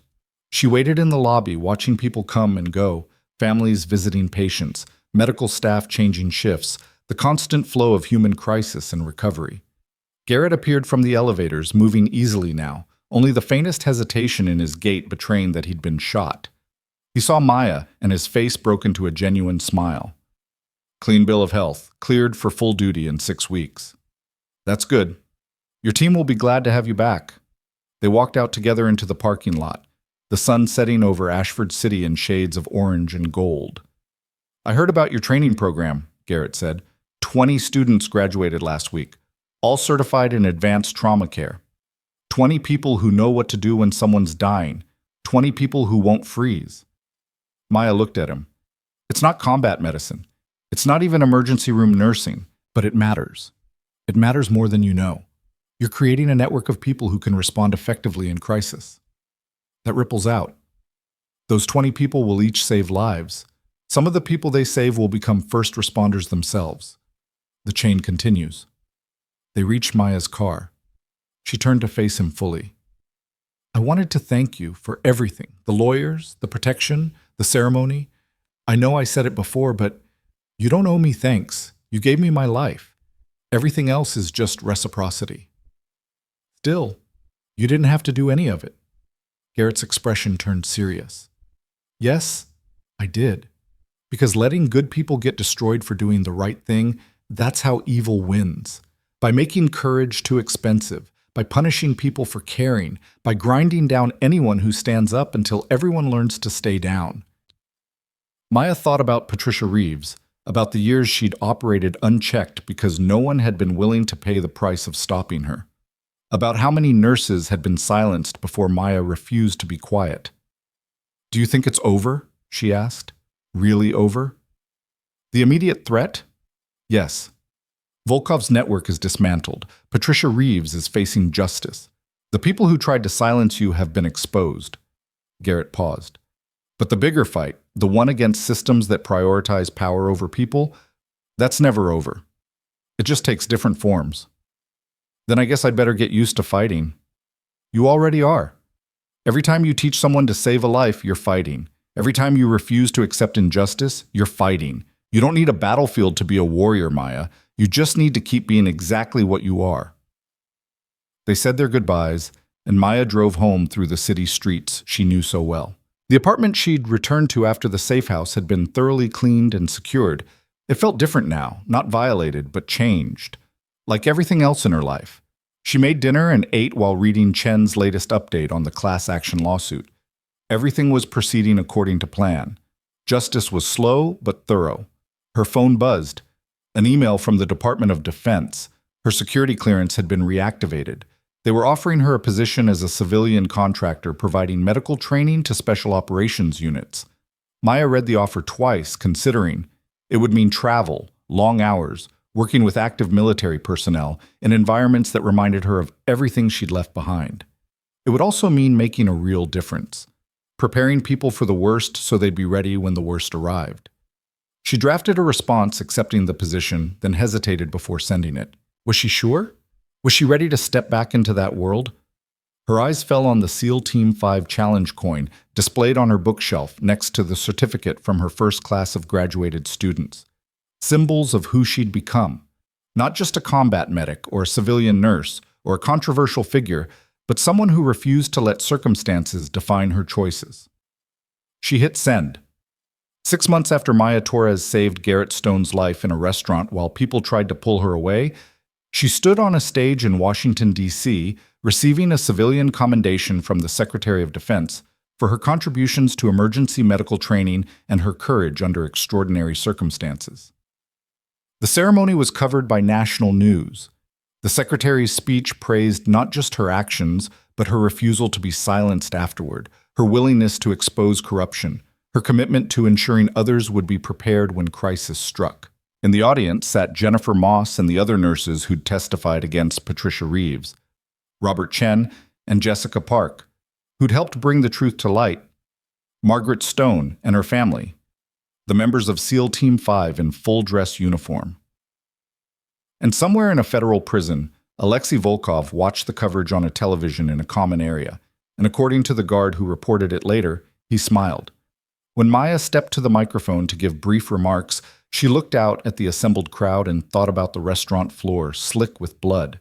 The manager telling her she was just a nurse, the moment she'd decided that being just a nurse was more than enough. "I'm not a hero," she began.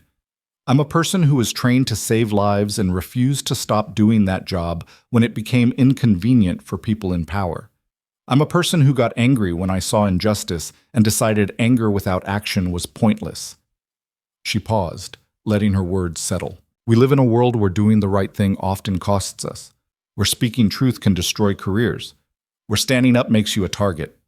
And the people who benefit from that world count on the fact that most of us will decide the cost is too high. But I'm standing here today because I decided I could live with the cost of fighting back. I couldn't live with the cost of staying silent. And I'm not alone. Every person who testified in those hearings, every whistleblower who came forward, every nurse who refused to accept retaliation as normal, they made the same choice. Maya's voice strengthened. So if you're watching this and you're facing injustice, if you're being told to be quiet or smaller or more convenient, I want you to know something. The people trying to silence you are counting on your fear. They're counting on you believing you're alone. They're counting on you deciding it's not worth it. Prove them wrong. Speak up. Stand up. Find the others who are ready to stand with you. Because systemic change doesn't happen when one person is brave. It happens when enough people are brave that the system can't ignore us anymore. The applause was deafening, sustained, people rising to their feet in waves. After the ceremony, after the photographs and the congratulations and the interviews, Maya found herself alone for a moment in a hallway. She leaned against the wall and let herself breathe, let herself feel the magnitude of how far she'd come from that quiet nurse who just wanted a peaceful life. Garrett appeared from around a corner, still in his dress uniform, his posture parade ground perfect. "Hell of a speech," he said. "Hell of a journey." "It's not over. You know that, right? You've got a target on your back now. People who profit from broken systems don't forget.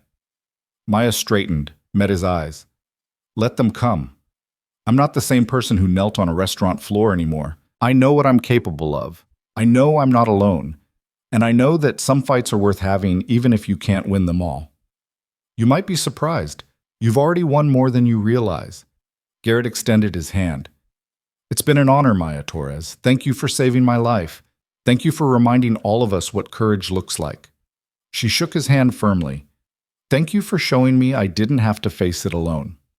They parted ways, and Maya walked out of the building into the Washington, D.C. afternoon.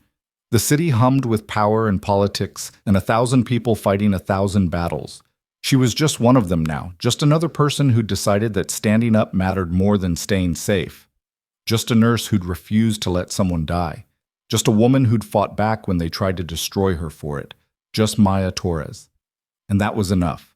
More than enough. As she got into the car that would take her to the airport, back to Ashford City, back to her students who were waiting to learn how to save lives, Maya Torres smiled. The manager who'd called her just a nurse was right, in a way. She was just a nurse.